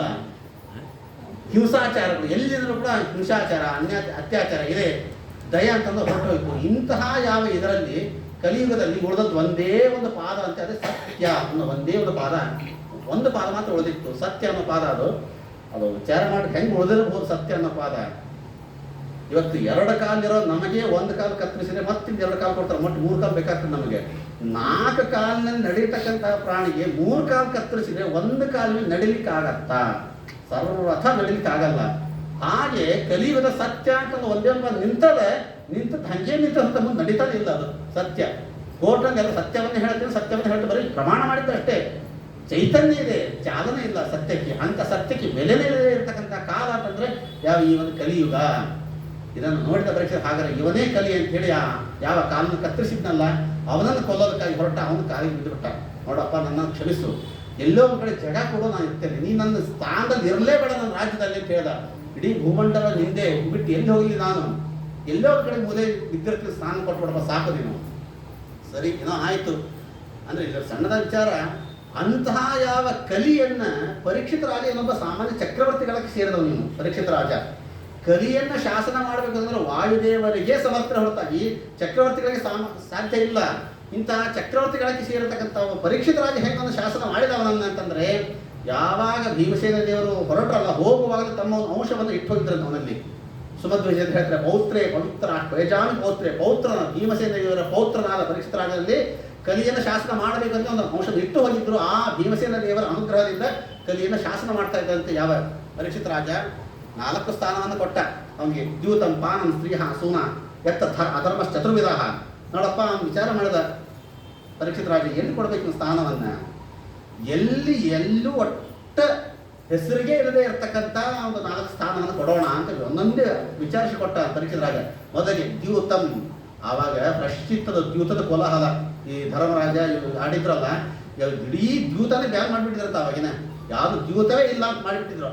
ಈಗ ದ್ಯೂತ ಇದ್ದಿದ್ದೇ ಇಲ್ಲ ಪರೀಕ್ಷೆ ರಾಜ ಕಾಲಕ್ಕೆ. ನೀನು ಹೋಗಿ ದ್ಯೂತದಲ್ಲಿ ಸೇರಕ್ಕೆ ಅಂತ ಕೊಟ್ಬಿಟ್ಟ. ಓಕೆ ಅಂತಂದ ಇವನು ಕಲಿ. ಆಯ್ತು ಕೊಡು, ಈಗಂತ ಕೊಡು, ಮುಂದೆ ನೋಡಿ ಹೆಂಗೆ ಇಂಪ್ರೂವ್ಮೆಂಟ್ ಮಾಡ್ಕೊಂಡು ನೋಡೋದನ್ನ ಅಂತ ಹೇಳಿ. ಇವತ್ತೆಲ್ಲ ದ್ಯೂತ ಅಂತಂದ್ರೆ ಏನರ್ಥ? ಇವತ್ತೆಲ್ಲ 1 ಅಂಕಿ ಲಾಟ್ರಿ, ಕರ್ನಾಟಕ ಲಾಟ್ರಿ ಎಲ್ಲ ಮಾಡ್ತಿರಲ್ಲ. ಲಾಟ್ರಿ ಅಂತಂದ್ರೆ ಬೇರೆ ಎಲ್ಲ, ದ್ಯೂತ ಅಂದ್ರೆ ಅದೆಲ್ಲ ಕಲಿ ವ್ಯಾಪಾರ. ನಮ್ಮ ಗುರುಗಳು ಹೇಳ್ತಾ ಇದ್ರು ಲಾಟ್ರಿ ಅಂತಂದ್ರೆ ಏನು ಗೊತ್ತಾ? ಇದೆಲ್ಲ 100 ಜನ ಹೋಳಿ ಹುಣ್ಣಿ ಹಬ್ಬ ಆಚರಿಸಿದ್ರೆ ಒಬ್ಬ ಉಗಾದಿ ಹಬ್ಬ ಆಚರಿಸ್ತಾನಂತಷ್ಟೇ. ಲಾಟ್ರಿ ಅಂತಂದ್ರೆ ಅವ್ರು ಏನು ಎಲ್ಲರೂ ದುಡ್ಡು ಕಿತ್ಕೊಂಡು ಒಬ್ಬನಿಗೆ ಕೊಡ್ತಾನೆ. ಅವ್ರನ್ನ ದುಡ್ಡು ಹೋದವ್ರನ್ನ ಹೊಯ್ಕೊತಿರ್ತಾರಲ್ಲ, ನನ್ನ ದುಡ್ಡು ಹೋಯ್ತು ಅಂತ. ಒಬ್ಬರು ಲಾಟ್ರಿ ಹಾಕ್ತಿರ್ತಾರೆ, ಇನ್ನೊಬ್ಬ ಹೋಳಿ ಊಟ ಮಾಡ್ತಾ ಇರ್ತಾನೆ. ಇದು ಕಲಿಯ ವ್ಯಾಪಾರಗಳು ಅಂತ ಹೇಳ್ತಾರೆ. ದ್ಯೂತಂ ಪಾನಂ. ಪಾನ ಅಂತಂದ್ರೆ ಸುರಾಪಾನ. ಅದಕ್ಕೆ ಹೇಳಿದ್ರಲ್ಲ, ಬಾಯಲ್ಲಿ ಗಾಂಧಿ ಬಗಲಲ್ಲಿ ಬ್ರಾಂದಿ. ಬರೀ ಭಾಷಣ ಮಾಡಿದ್ದೇ ಅಷ್ಟೇ. ಆದ್ರೆ ಮತ್ತೆಲ್ಲ ರಾಜ್ಯದ ಎಲ್ಲ ಪಾನಕ್ಕೆ ಶರಣ ಹೋಗಿರ್ತಾರೆ. ದ್ಯೂತಂ ಪಾನಂ ಸ್ತ್ರೀಯ ಸೂನ ದುಷ್ಟ ಸ್ತ್ರೀಯರು, ಕ್ರೌರ್ಯತನ, ಈ ಎಲ್ಲರೂ ಕೂಡ ನೀನು ಇರಬೇಕು. ಕಲಿ ಅಂತ ಸಾಕಿ ಸ್ಥಾನ ಕೊಟ್ಬಿಡು ಸಾಕು. ಆ ಪಾನ ಅಥವಾ ಎಲ್ಲೂ ಹೆಸರಿಗೆ ಇರಲಿಲ್ಲ ಅವತ್ತು. ಬಾರ್ಗಳು ಎಲ್ಲೂ ಇದ್ದಿದ್ದೇ ಇಲ್ಲ. ಅಲ್ಲಿ ಕೊಟ್ಟ ಕಲಿ ಹೇಳ್ದ, ಈ ಬಾರ್ದೇನ ಸ್ಥಾನ ಕೊಡು, ಮುಂದೆ ಕಲಿಯೋದು ಹೆಂಗೆ ಇಂಪ್ರೂವ್ ಮಾಡಿ ನೋಡದ. ಡಿಸೆಂಬರ್ 31 ಹೆಂಗಿರ್ತದೆ ನನ್ನ ನಾಟ ಅಂತ ಕೇಳೋ. ಅದೇ ಪಾನ ಸ್ತ್ರೀಯ ಸೂನ ಯತ್ರ ಅಧರ್ಮ ಚತುರ್ವಿಧ 4 ಸ್ಥಾನವನ್ನು ಕೊಟ್ಟ. ಅದು ಯಾಕೋ ಏನೋ ಇನ್ನೊಂದು ಸ್ಥಾನ ಕೇಳ್ಬಿಟ್ಟ. ಪುನಶ್ಚ ಯಾಚಮಾನ, ಇನ್ನು ಒಂದು ಸ್ಥಾನಕ್ಕೆ ಅದು ಕೊಟ್ಬಿಡಪ್ಪ, ಹಾಳಾಗೊತ್ತು, ಯಾವ್ದು ಬೇಕು ನಿನಗೆ ಅಂತ ಕೇಳ. ಬಂಗಾರ ಕೊಡೋನು ಕೊಟ್ಟಗೋ ಅಂತ ಏತಲಿ ತಿರುಗಿತ್ತು ಗೊತ್ತಿಲ್ಲ ಪ್ರಕಾರ ಕೊಟ್ಬಿಟ್ಟ. ಬಂಗಾರದಲ್ಲಿ ಏರು ಅಂತೇಳಿ ಬಂಗಾರದಲ್ಲಿ ಕೂಡ ಬಂದು ಕಲಿ ಸೇರ್ಕೊಂಡು ಬಿಟ್ಟ. ಅಲ್ಲಿ ಸ್ವಲ್ಪ ಸಮಸ್ಯೆ ಇದೆ ಹೆಣ್ಮಕ್ಕಳಿಗೆ. ಬಂಗಾರದಲ್ಲಿ ಬೆಳಗಾವದಲ್ಲಿ ಒಳ್ಳೆ ಶುದ್ಧವಾದ ಬಂಗಾರ ಸಿಗ್ತದೆ ಅಂತ ಬಂಗಾರದಲ್ಲಿ ಕೂಡ ಕಲಿ ಬಂದಿದ್ದಾನೆ ಅಂತಂದ್ರೆ ಏನು ಅರ್ಥ ಅದಕ್ಕೆ ಅಂತಂದ್ರೆ, ನಾವು ಬಂಗಾರವನ್ನ ಎಲ್ಲವನ್ನ ಬಂಗಾರ ಅಂತಂದ್ರೆ ಕಲಿ ಸ್ಥಾನವೂ ಹೌದು, ಹಿರಣ್ಯವರ್ಣಾಂ ಹರಣಿಂ ಸುವರ್ಣ ರಕ್ತಸ್ತ್ರಜಾಂ ಲಕ್ಷ್ಮೀ ಸ್ಥಾನವೂ ಹೌದು. ಎಲ್ಲಿ ಲಕ್ಷ್ಮಿ ಬರ್ತಾಳೆ, ಎಲ್ಲಿ ಕಲಿ ಬರ್ತಾ ಅಂತಂದ್ರೆ, ಬಂಗಾರವನ್ನ ದೇವರಿಗಾಗಿ ಬಳಸಿದ್ರಲ್ಲಿ ಲಕ್ಷ್ಮಿನೇ ಇರ್ತಾಳೆ, ಕಲಿ ಇರೋದಿಲ್ಲ. ನನ್ನ ಸ್ವಂತಕ್ಕೋಸ್ಕರವಾಗಿ ಅಂತ ಬಳಸಿದ್ರೆ ಅಲ್ಲಿ ಕಲಿ ಬರ್ತಾ ಇರುತ್ತೆ, ಇಲ್ಲಿ ಲಕ್ಷ್ಮಿ ಬರ್ಲಿಕ್ಕೆ ಸಾಧ್ಯ ಇಲ್ಲ. ನೀವು ಏನೇ ಮಾಡಿದ್ರು ದೇವರಿಗೋಸ್ಕರ ಮಾಡಿ. ನೀವು ಗತಿ ಏನ್ರಿ ಹೆಣ್ಮಕ್ಳು ಪಾಟ್ಲಿ ಬಿಲ್ವಾರ ನೆಕ್ಲೆಸ್ ಹಾಕೋಬೇಕಲ್ಲ ಅಂತಂದ್ರೆ ಹತ್ಕೊಳ್ರಿ, ಬೇಡ ಅಂತನ್ನಲ್ಲ. ನಾ ಚೆನ್ನಾಗಿ ಕಾಣಬೇಕು, ಪಾರ್ಟಿಗೆ ಹೋದಾಗೆಲ್ಲ ನನ್ನ ನೆಕ್ಲೆಸ್ ನೋಡ್ಬೇಕು, ನನ್ನ ಇದು ನೋಡ್ಬೇಕು ಅಂತ ನೀವು ಹಾಕೊಳಕ್ ಹೋಗ್ಬೇಡ್ರಿ. ಇದು ಒಂದು ದೇವರ ರಥ, ನನ್ನ ದೇಹದ ಒಳಗೆ ಪರಮಾತ್ಮ ಕೂತಿದ್ದಾನೆ, ನಾನು ದೇವರ ರಥಕ್ಕೆ ಅಲಂಕಾರ ಮಾಡ್ಕೊಳ್ತಾ ಇದ್ದೇನೆ. ಬೇಕಾಟ್ ಬಂಗಾರ ಹಾಕೊಂಡ್ರೆ ಯಾವ ಕಲಿನೂ ಬರೋದಿಲ್ಲ. ನಮಗೆ ಲಕ್ಷ್ಮೀ ದೇವಿ ಸಂವಿಧಾನವೇ ಇರ್ತದೆ ನಿಮ್ಮಲ್ಲಿ. ಈಗ ದೇವರ ರಥ ಅಂತ ಅಲಂಕಾರ ಮಾಡ್ಕೊಳ್ಬೇಕೆ ಹೊರತಾಗಿ ಇದು ನಾ ಚೆನ್ನಾಗಿ ಕಾಣಬೇಕು ಅಂತ ನಿಮ್ಮ ಸೌಂದರ್ಯಕ್ಕೋಸ್ಕರ ಮಾಡಿಕೊಳ್ಳೋದಲ್ಲ. 5 ಸ್ಥಾನವನ್ನ ಕೊಟ್ಟು ಬಿಟ್ಟ. ಸರಿ, ಇವನೇನೋ ಹೋದ, ಅದೇನೋ ಹೇಳ್ತಾರಲ್ಲ ಮುಂದಿನ ಭಾಗಕ್ಕೆ ಹೋದಂತಹ ಶನಿ ಮತ್ತೆ ಹಿಂದೆ ಬಂದು ಬಂತು ಅಂತೇಳಿ ಮತ್ತೆ ಇವನಿಗೆ ಮತ್ತೆ ಸೇರ್ಕೊಳ್ತದ. ಬೇಟೆಗೋಸ್ಕರವಾಗಿ ಇವನು ಹೋಗಿದ್ದ, ಶಮಿ ಋಷಿಗಳ ಆಶ್ರಮಕ್ಕೆ ಹೋದ. ನೇರಡಿಕೆ ಆಗಿತ್ತು. ನೇರಡಿಕೆ ಆದಾಗಲ್ಲಿ ಪಕ್ಕದಲ್ಲಿ ನೋಡಿದ ಆಶ್ರಮ ಇತ್ತು. ಶಮಿ ಋಷಿಗಳು ಅಸಂಪ್ರಜ್ಞಾತ ಸಮಾಧಿಯಲ್ಲಿ ಕೂತಿದ್ರು. ಕೇಳಿದ, ಕೊಡ್ಲಿಲ್ಲ. ಸತ್ತ ಹಾವನ ಕೊರಳಿಗೆ ಹಾಕಿದ, ಹೊರಟು ಬಿಟ್ಟ ಇವಷ್ಟೇ. ಈ ವಿಷಯ ಅವನ ಮಗನಿಗೆ ಗೊತ್ತಾಯಿತು, ಶೃಂಗಿ ಅಂತ ಹೇಳಿ. ಏನು 7 ವರ್ಷದ ಕುಮಾರನೇ ಅವನು ಏನು ದೊಡ್ಡ ತಪಸ್ಸು ಮಾಡಿರಲಿಲ್ಲ. ಅವನು ಶೃಂಗಿ ಯಾವ ಮಹಾ ತಪಸ್ವಿ ಅಲ್ಲ, ಯಾವ ಥರದ ನೀರಿನೊಳಗೆ ಗೊತ್ತಿಲ್ಲ, ಅಗ್ನಿಮಧ್ಯದಲ್ಲಿ ಗೊತ್ತಿಲ್ಲ. ಮಾಡಿದ ಒಂದೇ ಒಂದು ಸಂಧ್ಯಾ ವಂದನೆ ಅಷ್ಟೇ. ಅವನು ಶುದ್ಧವಾದ ಗಾಯತ್ರಿ ಜಪ ಸಂಧ್ಯಾವಂದನೆ ಮಾಡಿದ್ರ ಪ್ರಭಾವದಿಂದಾಗಿ ಚಕ್ರವರ್ತಿಗೆ ಶಾಪ ಕೊಡೋ ಶಕ್ತಿ ಬಂದಿತ್ತು ಅವನಿಗೆ, ಶೃಂಗಿಗೆ. ಇತೋಲಂಘಿತ ಮರ್ಯಾದ ತಕ್ಷಕ ಸಪ್ತಮೇ ಹನಿ, ಇವತ್ತಿಂದ ಹಿಡಿದುಕೊಂಡು 7ನೇ ದಿವಸ ತಕ್ಷಕನ ಕಚ್ಚಿ ಸಾಯಿಲಿ ಅಂತೇಳಿ ಶಾಪವನ್ನು ಕೊಟ್ಟು ಬಿಟ್ಟ. ಈ ವಿಷಯ ಅವರ ಅಪ್ಪನಿಗೆ ಗೊತ್ತಾಯ್ತು, ಶಮಿ ಋಷಿಗಳಿಗೆ. ನೋಡಪ್ಪ, ಇಂಥ ಕೆಲಸವನ್ನೆಲ್ಲ ಮಾಡಬಾರದು, ಚಕ್ರವರ್ತಿಗಳವರು ಅಂತ ಹೇಳೋದಕ್ಕೆ ಬೈತಾರೆ. ಗೌರಮುಖ ಅಂತೇಳಿ ಒಬ್ಬ ಶಿಷ್ಯವನ್ನು ಕೊಟ್ಟು ಕಳಿಸಿ ಹೋಗಿ ವಿಷಯ ತಿಳಿಸು ಅಂತ ಹೇಳಿ ಗೌರಮುಖ ಬಂದು ವಿಷಯವನ್ನು ತಿಳಿಸಿದ. ಆನಂದವಾಯ್ತಂತ ಅವನಿಗೆ, ಪರೀಕ್ಷಿತ ರಾಜನಿಗೆ. ಯಾಕೆ ಅವನಿಗೆ ಬಹಳ ದುಃಖವಾಗಿತ್ತು. ನಾನು ಯಾಕೆ ಇಂಥ ಕೆಲಸ ಮಾಡಿದೆ, ಇಡೀ ನನ್ನ ಮೋಕ್ಷದಲ್ಲಿ ಯಾರೂ ಇಂಥ ತಪ್ಪನ್ನು ಮಾಡಿಲ್ಲ, ಬ್ರಾಹ್ಮಣರಿಗೆ ದ್ರೋಹವನ್ನು ಮಾಡಿಲ್ಲ, ನಾನು ಯಾಕೆ ಇಂಥ ಕೆಲಸವನ್ನು ಮಾಡಿದೆ, ಏನಾದರೂ ಶಿಕ್ಷೆ ಆಗಬೇಕು ಅಂತ ಕಾಯ್ತಾ ಇದ್ದ. ಕರೆಕ್ಟಾಗಿ ಬಂದು ಹೇಳಿದೆ, ನೋಡಪ್ಪ, ನೀ ಇವತ್ತಿಂದ 7ನೇ ದಿವಸಕ್ಕೆ ನೀನು ಸಾಯ್ತೀಯಾ. ಒಣದಾಳಿಗಂದ್ರೆ ಆನಂದ ಆಗೋಯ್ತು ಅವನಿಗೆ. ಈ ಶಿಷ್ಯಕ ನಾನು ಏನು ಹೇಳಿದ ಅವನಿಗೆ, ಸಾಯ್ತಿ ಅಂತ ಹೇಳಿದ, ಬದುಕ್ತಿ ಅಂತ ಹೇಳಿಯ, ಯಾಕೆ ಸಂತೋಷ ಪಡ್ತಾ ಇದ್ದಾನ ಅವನು. ಪರೀಕ್ಷಿತ ರಾಜ ಹೇಳಿದಂತೆ, ನೋಡಪ್ಪ, ಇದು ನನ್ನ ಸಾವು, ಇದು ಸಾವಲ್ಲ, ಇದೇ ನನ್ನ ನಿಜವಾದ ಬದುಕು. ಒಬ್ಬ ಬ್ರಾಹ್ಮಣನಿಗೆ ನನ್ನಿಂದ ಅಪಮಾನವಾಗಿದೆ, ದ್ರೋಹವಾಗಿದೆ ಅಂತ ಅದಕ್ಕೆ ಶಿಕ್ಷೆ ಸಿಕ್ತಲ್ಲ, ಆ ಶಿಕ್ಷೆಯೇ ನಿಜವಾದ ನನ್ನ ಬದುಕು ಅಂತ ಹೇಳಿ ತನ್ನ ಎಲ್ಲ ವಲ್ಕಲನ್ನೆಲ್ಲವನ್ನು ಕೂಡ ಬಿಚ್ಚಿಗಿಟ್ಟು ಮುಂದೆ ಇದೇ ಪರೀಕ್ಷಿತ ರಾಜ ಪರಿಸ್ಥಿತಿ ನೋಡಿ ಹೇಗಿದೆ. ಕೊನೆಯ ದಿವಸ ನೀವು ಗೊತ್ತಾಗತ್ತೆ, ನೀವು ಕೇಳಿದ್ದೀರಿ. ಮೊದಲನೇ ದಿವಸ ಇದೇ ಹಾವನ್ನೇ ಎತ್ತಿ ಒಂದು ಕೊರಳಿಗೆ ಹಾಕಿದ. ಕೊನೆಯ ದಿವಸ ಹಾವಿಗೋಸ್ಕರವಾಗಿ ಹೆದರ್ಕೊಂಡು ಕೂತಿದ್ದ. ಎಲ್ಲಿ ತಕ್ಷಕ ಬರ್ತದೋ, ಎಲ್ಲಿ ತಕ್ಷಕ ಬರ್ತದೋ, ಹಾವಿಗೋಸ್ಕರವಾಗಿಯೇ ಕೂತಿದ್ದಂತೀವಿ ನಾವು. ಯಾವುದರಿಂದ ಏನು ಅನ್ಯಾಯ ಮಾಡ್ತೀವೋ ಅದರದೇ ಭಯ ನಮಗೆ ಇರ್ತದೆ. ನಮಗೆ ಕೊನೆಗೆ ಹಾವಿನ ಭಯದಿಂದಲೇ ಭಾಗವನ್ನು ಕೇಳಬೇಕಾಯ್ತೀವಿ ಪರೀಕ್ಷಿತ ರಾಜ. ಕೊನೆಗೆ ಎಲ್ಲ ವಾಲಕವನ್ನು ನಟ್ಟು ಜನ್ಮ ಪಟ್ಟವನ್ನು ಗಟ್ಟಿ ಹೋಗಿ ಯಾವ ಗಂಗಾ ತೀರಕ್ಕೆ ಬಂದಲ್ಲಿ ಕೂಡ್ತಾ ಇದ್ದಾನಂತೆ. ಅಡಗಿಚ್ಚಿನಂತೆ ಹಗ್ಗೋಯ್ತು. ಯಾವ ಪರೀಕ್ಷಿತ ರಾಜರು ಬಂದು ಕೂತಿದ್ದಾರೆ, ಉಪವಾಸ ಕೂತಿದ್ದಾರೆ. 7ನೇ ದಿವಸ ಅಂತ ಕಾರಣಂತೆ ಎಲ್ಲ ಅನೇಕವಾಗಿರ್ತಕ್ಕಂಥ ಋಷಿಗಳು ಮುನಿಗಳು ಎಲ್ಲ ತಂಡೋಪತಂಡವಾಗಿ ಬರ್ತಾ ಇದ್ದಾರಂತೆ. ಎಲ್ಲರೂ ಒಂದು ಸೇರಿದ್ದಾರೆ. ಎಲ್ಲರ ಕೈ ಎತ್ತಿ ಮುಗಿತಾ ಇದ್ದಾನೆ. ಅಹೋ ವಯಂ ಧನ್ಯ ತಮ ನಪಾಣ ಅಂತ ಹೇಳ್ತಾನೆ. ನಿಮ್ಮನ್ನೆಲ್ಲವನ್ನು ಕಂಡು ನಾನು ಧನ್ಯನಾಗಿ ಹೋದೆ. ಪರೀಕ್ಷಿತ ರಾಜರಿಗೆ ಹೇಳಿದಂಥ ಋಷಿಗಳೆಲ್ಲ ಮುನಿಗಳೆಲ್ಲ, ನೋಡಪ್ಪ, ಆಮೇಲೆ ಹುಚ್ಚು ಹುಡುಗ ಶೃಂಗಿ ಶಾಪ ಕೊಟ್ಟು ಬಿಟ್ಬಿಡು, ಅವನ ಮಾತು ಬಿಟ್ಬಿಡು. ನಾವೆಲ್ಲ ನಮ್ಮ ತಪಸ್ಸನ್ನ ಸೇರಿಸಿ ನಮಗೆ ಮತ್ತೆ ಆಯುಷ್ಯ ಕೊಡ್ತೀನಿ, ಬದುಕ್ತೀಯ ಅಂತಂದ್ರೆ ಪರೀಕ್ಷಿತ ರಾಜ ಹೇಳ, ಸರ್ವಥ ಅಂತ ಕೆಲಸ ಮಾಡ್ಲಿಕ್ಕೆ ಹೋಗ್ಬೇಡ್ರಿ.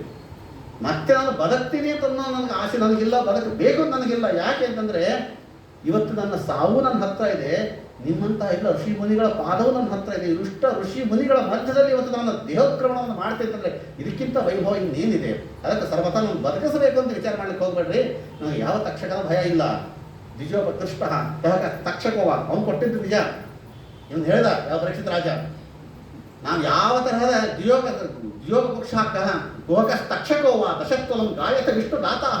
ನೀವೆಲ್ಲ ಕೃಷ್ಣನ ಕಥೆಯನ್ನು, ಪರಮಾತ್ಮ ಕಥೆಯನ್ನು ಹೇಳ್ತಾ ಸದ್ಗತಿಯನ್ನು ಕೊಡಿಸ್ತಾ ಮತ್ತೆ ಬದುಕಿಸ್ಬೇಕು ಅಂತ ನಮ್ಮ ಇದಕ್ಕೆ ಹೋಗ್ಬೇಡ ಅಂತೇಳಿ ಎಲ್ಲ ಅಲ್ಲಿ ಋಷಿ ಮುನಿಗಳ ಮಧ್ಯದಲ್ಲಿ ಕುಳಿತಾಗ ಸಾಕ್ಷಾತ್ ರುದ್ರದೇವರ ಅವತಾರಿಗಳು, ಮನೋನಿಯಾಮಕರು, ಶುಕಾಚಾರ್ಯರು ವೇದವ್ಯಾಸ ದೇವರಿಂದ ಭಾಗವತವನ್ನು ಪಾನ ಮಾಡಿ ನೇರವಾಗಿ ಗಂಗಾತೀರಕ್ಕೆ ಬರ್ತಾ ಇದ್ದಾರಂತೆ. ಬಂದ ತಕ್ಷಣ ಎಲ್ಲರೂ ಕೂಡ ಎದ್ದು ಅವರನ್ನು ಸ್ವಾಗತವನ್ನು ಮಾಡ್ತಾ ಇದ್ದಾರೆ. ಉತ್ತಮವಾದ ಆಸನವನ್ನು ಕೊಟ್ಟು ಕೊಡಿಸ್ತಾ ಇದ್ದಾರಂತೆ. ಆಗ ಪರೀಕ್ಷಿತ ರಾಜ ಅಲ್ಲಿ ಒಂದು ಪ್ರಶ್ನೆಯನ್ನು ಕೇಳಿದ ಯಾವ ಶುಕಾಚಾರ್ಯರನ್ನ. ಏನು ಪ್ರಶ್ನೆ ಕೇಳಿದ್ದು? ಯತ್ ಸೋತವ್ಯಂ ಮಥಾ ಜಪ್ಯಂ ಯತ್ ಕರ್ತವ್ಯಂ ರವಿಸ್ಸಲ ಸ್ಮರ್ತವ್ಯಂ ಭಜನೀಯಮ್ಮ ರೂಹಿ ಯತ್ವಾ ವಿಪರ್ಯಯಂ. ಶುಕಾಚಾರ್ಯರೇ, ಈಗ ನಾನು ಸಾವಿನ ದಂಡೆಯಲ್ಲಿ ಕುಳಿತಿದ್ದೇನೆ. ಸಾವು ಹತ್ತಿರದಲ್ಲಿ 7 ದಿವಸಕ್ಕೆ ನನಗೆ ಸಾವು ಇದೆ. ಸಾಯತಕ್ಕಂತಹ ಮನುಷ್ಯ ಏನನ್ನ ಮಾಡಬೇಕು, ಏನನ್ನ ಮಾಡಬಾರದು, ಇಷ್ಟು ತಿಳಿಸಿಬಿಟ್ರೆ ಸಾಕು ನಮಗೆ ಅಂತ ಹೇಳಿದ್ರು. ಏನು ಮಾಡಬೇಕು, ಏನು ಮಾಡಬಾರದು. ಯಾವ ಶುಕಾಚಾರ್ಯ ಹೇಳ್ತಾರೆ, ನೋಡಪ್ಪ, ಅತ್ಯಂತ ಉತ್ತಮವಾದ ಪ್ರಶ್ನೆಯನ್ನೇ ನೀನು ಕೇಳಿದ್ದೀಯ. ಎಲ್ಲ ಮನುಷ್ಯರು ಕೇಳಲೇಬೇಕಾದ ಪ್ರಶ್ನೆಯನ್ನೇ ನೀನು ಕೇಳಿದ್ದೀಯ ನೀನು. ಆದರೆ ಯಾರೂ ಕೇಳ್ತಾನೆ ಇಲ್ಲ. ಮನುಷ್ಯರಾದರೂ ಕೇಳಬೇಕು, ಯಾರೂ ಈ ಪ್ರಶ್ನೆಯನ್ನು ಕೇಳ್ತಾನೆ ಇಲ್ಲ. ಯಾಕೆ ಅಂತಂದ್ರೆ ಹುಟ್ಟಿದ ಮನುಷ್ಯನಿಗೆ ತನ್ನೊಂದು ಸಾವು ತನ್ನೊಂದು ಗ್ಯಾರಂಟಿ. ಯಾರಾದ್ರೂ ವಿಚಾರ ಮಾಡಿ, ಬಹುದನ ಶಬ್ದ ಬಳಸ್ತೀವಲ್ಲ ನೀವು. ನಾನು ಹುಟ್ಟಿದ ಮೇಲೆ ಮನೆ ಕಟ್ಟಬಹುದು, ಕಟ್ಟದೇ ಇರಬಹುದು. ಮದುವೆ ಮಾಡ್ಕೊಳ್ಬಹುದು, ಮಾಡ್ಕೊಳ್ಳದೆ ಇರಬಹುದು. ಮಕ್ಕಳನ್ನು ಪಡೆಯಬಹುದು, ಪಡೆಯದೇ ಇರಬಹುದು. ಶ್ರೀಮಂತ ಆಗಬಹುದು, ಆಗದೇ ಇರಬಹುದು. ಹಾಗೆ ಹುಟ್ಟಿದ ನಾನು ಸಾಯಬಹುದು, ಸಾಯದೇ ಇರಬಹುದು ಅಂತ ಯಾರಾದ್ರೂ ಅಂತಾರ? ಒಬ್ಬರಾದ್ರು? ಸರ್ವತ ಹುಟ್ಟಿದ ಮೇಲೆ ಎಲ್ಲರೂ ಸತ್ತೇ ಸಾಯ್ತಾರೆ. ಎಲ್ಲರಿಗೂ ಈ ಪ್ರಶ್ನೆ ಬರಲೇಬೇಕು. ಅದು ಯಾರಿಗೂ ಈ ಪ್ರಶ್ನೆನೇ ಬರ್ತಾ ಇಲ್ಲ. ಅದಕ್ಕೋಸ್ಕರ ಎಲ್ಲರೂ ಮಾಡಲೇಬೇಕಾದ ಪ್ರಶ್ನೆ ಇದು. ಯಾರೂ ಮಾಡ್ತಾರೆ, ಎಲ್ಲ ಮನುಷ್ಯ ಜೀವರಾಶಿಗಳ ಪರವಾಗಿ ನೀನು ಮಾಡ್ತಾ ಇದ್ದೀಯಪ್ಪ. ಉತ್ತಮವಾದ ಪ್ರಶ್ನೆಯನ್ನು ನೀನು ಮಾಡಿದ್ದೀಯ. ನೀನು ಉತ್ತಮವಾದ ಭಾಗವತವನ್ನು ಉಪದೇಶವನ್ನು ಮಾಡ್ತೇನೆ ಅಂತ ಹೇಳಿ ಅದ್ಭುತವಾದ ಭಾಗವತ ತತ್ವಗಳ ಉಪದೇಶವನ್ನು ಯಾವ ರೀತಿಯಾಗಿ ಮಾಡ್ತಾರೆ ಅನ್ನೋದನ್ನು ನಾಳೆ ದಿವಸ ತಿಳಿದುಕೊಳ್ಳೋಣ. ಇದೊಂದು ವಿಚಿತ್ರವಾಗಿರ್ತಕ್ಕಂಥ ಪ್ರಸಂಗ ಏನು ಅಂತಂದರೆ, ಈಗ ತಾನೇ ಕೇಳಿದ್ರಲ್ಲ ನೀವು, ಮನೋನಿಯಾಮಕರ ರುದ್ರದೇವರ ಪರಿಸ್ಥಿತಿ ನಾವು ಹೇಳೋದು. ಇದೇ ರುದ್ರದೇವರೇ ಅಶ್ವತ್ಥಾಮಾಚಾರ್ಯರಾಗಿ ಬಂದರು. ಅಶ್ವತ್ಥಾಮಾಚಾರ್ಯರಾಗಿ ಬಂದಾಗ ಬ್ರಹ್ಮಾಸ್ತ್ರವನ್ನು ಹಿಡಿದುಕೊಂಡು ಬಂದು ಇದೇ ಪರೀಕ್ಷಿತ ರಾಜರನ್ನೇ ಕೊಲ್ಲಬೇಕು ಅಂತ ಬಂದವರು ಇವರು. ಅದೇ ರುದ್ರದೇವರೇ ಈಗ ಶುಕಾಚಾರ್ಯರಾಗಿ ಬಂದಾಗ ಇದೇ ಪರೀಕ್ಷಿತ ರಾಜರನ್ನೇ ಉದ್ಧಾರ ಮಾಡಬೇಕು ಅಂತ ಬಂದವರು. ಒಬ್ಬರೇ ಮತ್ತೆ ರುದ್ರದೇವರು, ಬೇರೆ ಬೇರೆ ಅಲ್ಲ. ಅರೆ ಆಗ್ಯಾಕೆ ಹಾಗೆ, ಈಗ್ಯಾಕೆ ಹೀಗೆ ಬಂದರು ಅಂತಂದ್ರೆ, ಆಗ ಬರುವಾಗ ಅಶ್ವತ್ಥಾಮಾಚಾರ್ಯರಾಗಿ ಬರುವಾಗ ಏನು ಹೇಳ್ಕೊಂಡು ಬಂದಿದ್ರು ಅವರು? ಶಸ್ತ್ರ ಹೇಳ್ಕೊಂಡು ಬಂದಿದ್ರು. ಅದಕ್ಕಾಗಿ ಕೊಲ್ಲಬೇಕು ಅನ್ನೋ ಬುದ್ಧಿ ಬಂತು. ಈಗ ಭಾಗವತ ಏನೋ ಶಾಸ್ತ್ರ ಹೇಳ್ಕೊಂಡು ಬಂದಿದ್ದಾರೆ, ಹೀಗೆ ಬದುಕಿಸ್ಬೇಕು ಅನ್ನೋ ಬುದ್ಧಿ ಈಗ ಬರ್ತಾ ಇದೆ. ಆಗ ಯಾಕೆ ಕೈಯಲ್ಲಿ ಶಸ್ತ್ರ ಬಂದಿತ್ತು ಅಂತಂದ್ರೆ, ಆಗ ಅವರು ದುರ್ಯೋಧನ ಕೈಯಿಂದ ಹಾಲು ಕುಡಿದು ಬಂದಿದ್ರು. ಅವರೆಲ್ಲ ದುರ್ಯೋಧನ ಕೈಯಿಂದ ಹಾಲು ಕುಡಿದದ್ದರಿಂದಾಗಿ ಇವರನ್ನು ಕೊಲ್ಲಬೇಕು ಅನ್ನೋ ಬುದ್ಧಿ ಬಂದಿತ್ತು. ಈಗ ಶುಕಾಚಾರ್ಯರಾಗಿ ಬಂದಾಗ ವೇದವ್ಯಾಸ ದೇವರ ಭಾಗವತ ಏನೋ ಅಮೃತ ಕುಡಿದು ಬಂದಿದ್ದಾರಲ್ಲ, ಈಗ ಮತ್ತೆ ಅವರು ಉದ್ಧಾರ ಮಾಡಬೇಕು ಅನ್ನತಕ್ಕಂಥ ಬುದ್ಧಿ ಈಗ ಇವರಿಗೆ ಬರ್ತಾ ಇದೆ. ಅದಕ್ಕೋಸ್ಕರ ಅಂತ ಯಾವ ನಾವು ತಿನ್ನತಕ್ಕಂಥ ಆಹಾರ ಹೇಗೆ ಇರಬೇಕು ಅನ್ನೋದನ್ನ ರುದ್ರದೇವರೇ, ಮನೋನಿಯಾಮಕರಾದ ರುದ್ರದೇವರೇ ನಮ್ಮ ಮನಸ್ಸು ಹೇಗೆ ಶುದ್ಧಿ ಇರಬೇಕು ಅಂತಂದ್ರೆ ಭಾಗವತ ಎಂಬತಕ್ಕಂಥ ಅಮೃತವನ್ನು ಕೊಡಲಿ. ಸಾತ್ವಿಕವಾದ ಅನ್ನದಿಂದ ನಮ್ಮ ಮನಸ್ಸು ಶುದ್ಧಿ ಆಗ್ತದೆ. ಅಂತ ಶುದ್ಧವಾದ ಮನಸ್ಸಿನಿಂದ ನಾವು ಭಾಗವತವನ್ನು ಮತ್ತೆ ನಾಳೆ ದಿವಸ ತಿಳಿದುಕೊಳ್ಳೋಣ ಅಂತ ಹೇಳ್ತಾ ಎರಡು ಮಾತನ್ನು ಮುಗಿಸ್ತಾ ಇದ್ದೇವೆ. ನಾಳೆಗೆ ಸರಿಯಾಗಿ 6 ಗಂಟೆಗೆ ಪ್ರಾರಂಭವನ್ನು ಮಾಡಿ ಸರಿಯಾಗಿ 7ವರೆಗೆ ಮುಗಿಸ್ತಕ್ಕಂಥ ಪ್ರಯತ್ನವನ್ನು ಮಾಡೋಣ. ಇವತ್ತು ಶ್ರೀನಿವಾಸಾಚಾರ್ಯ ಹೇಳಿದ ಸಮಯಕ್ಕೆ ನಾನು ಮುಗಿಸಿದ್ದೇನೆ. ಹರಿಯೇ ನಮಃ. ಶ್ರೀ ಕೃಷ್ಣಾರ್ಪಣಮಸ್ತು.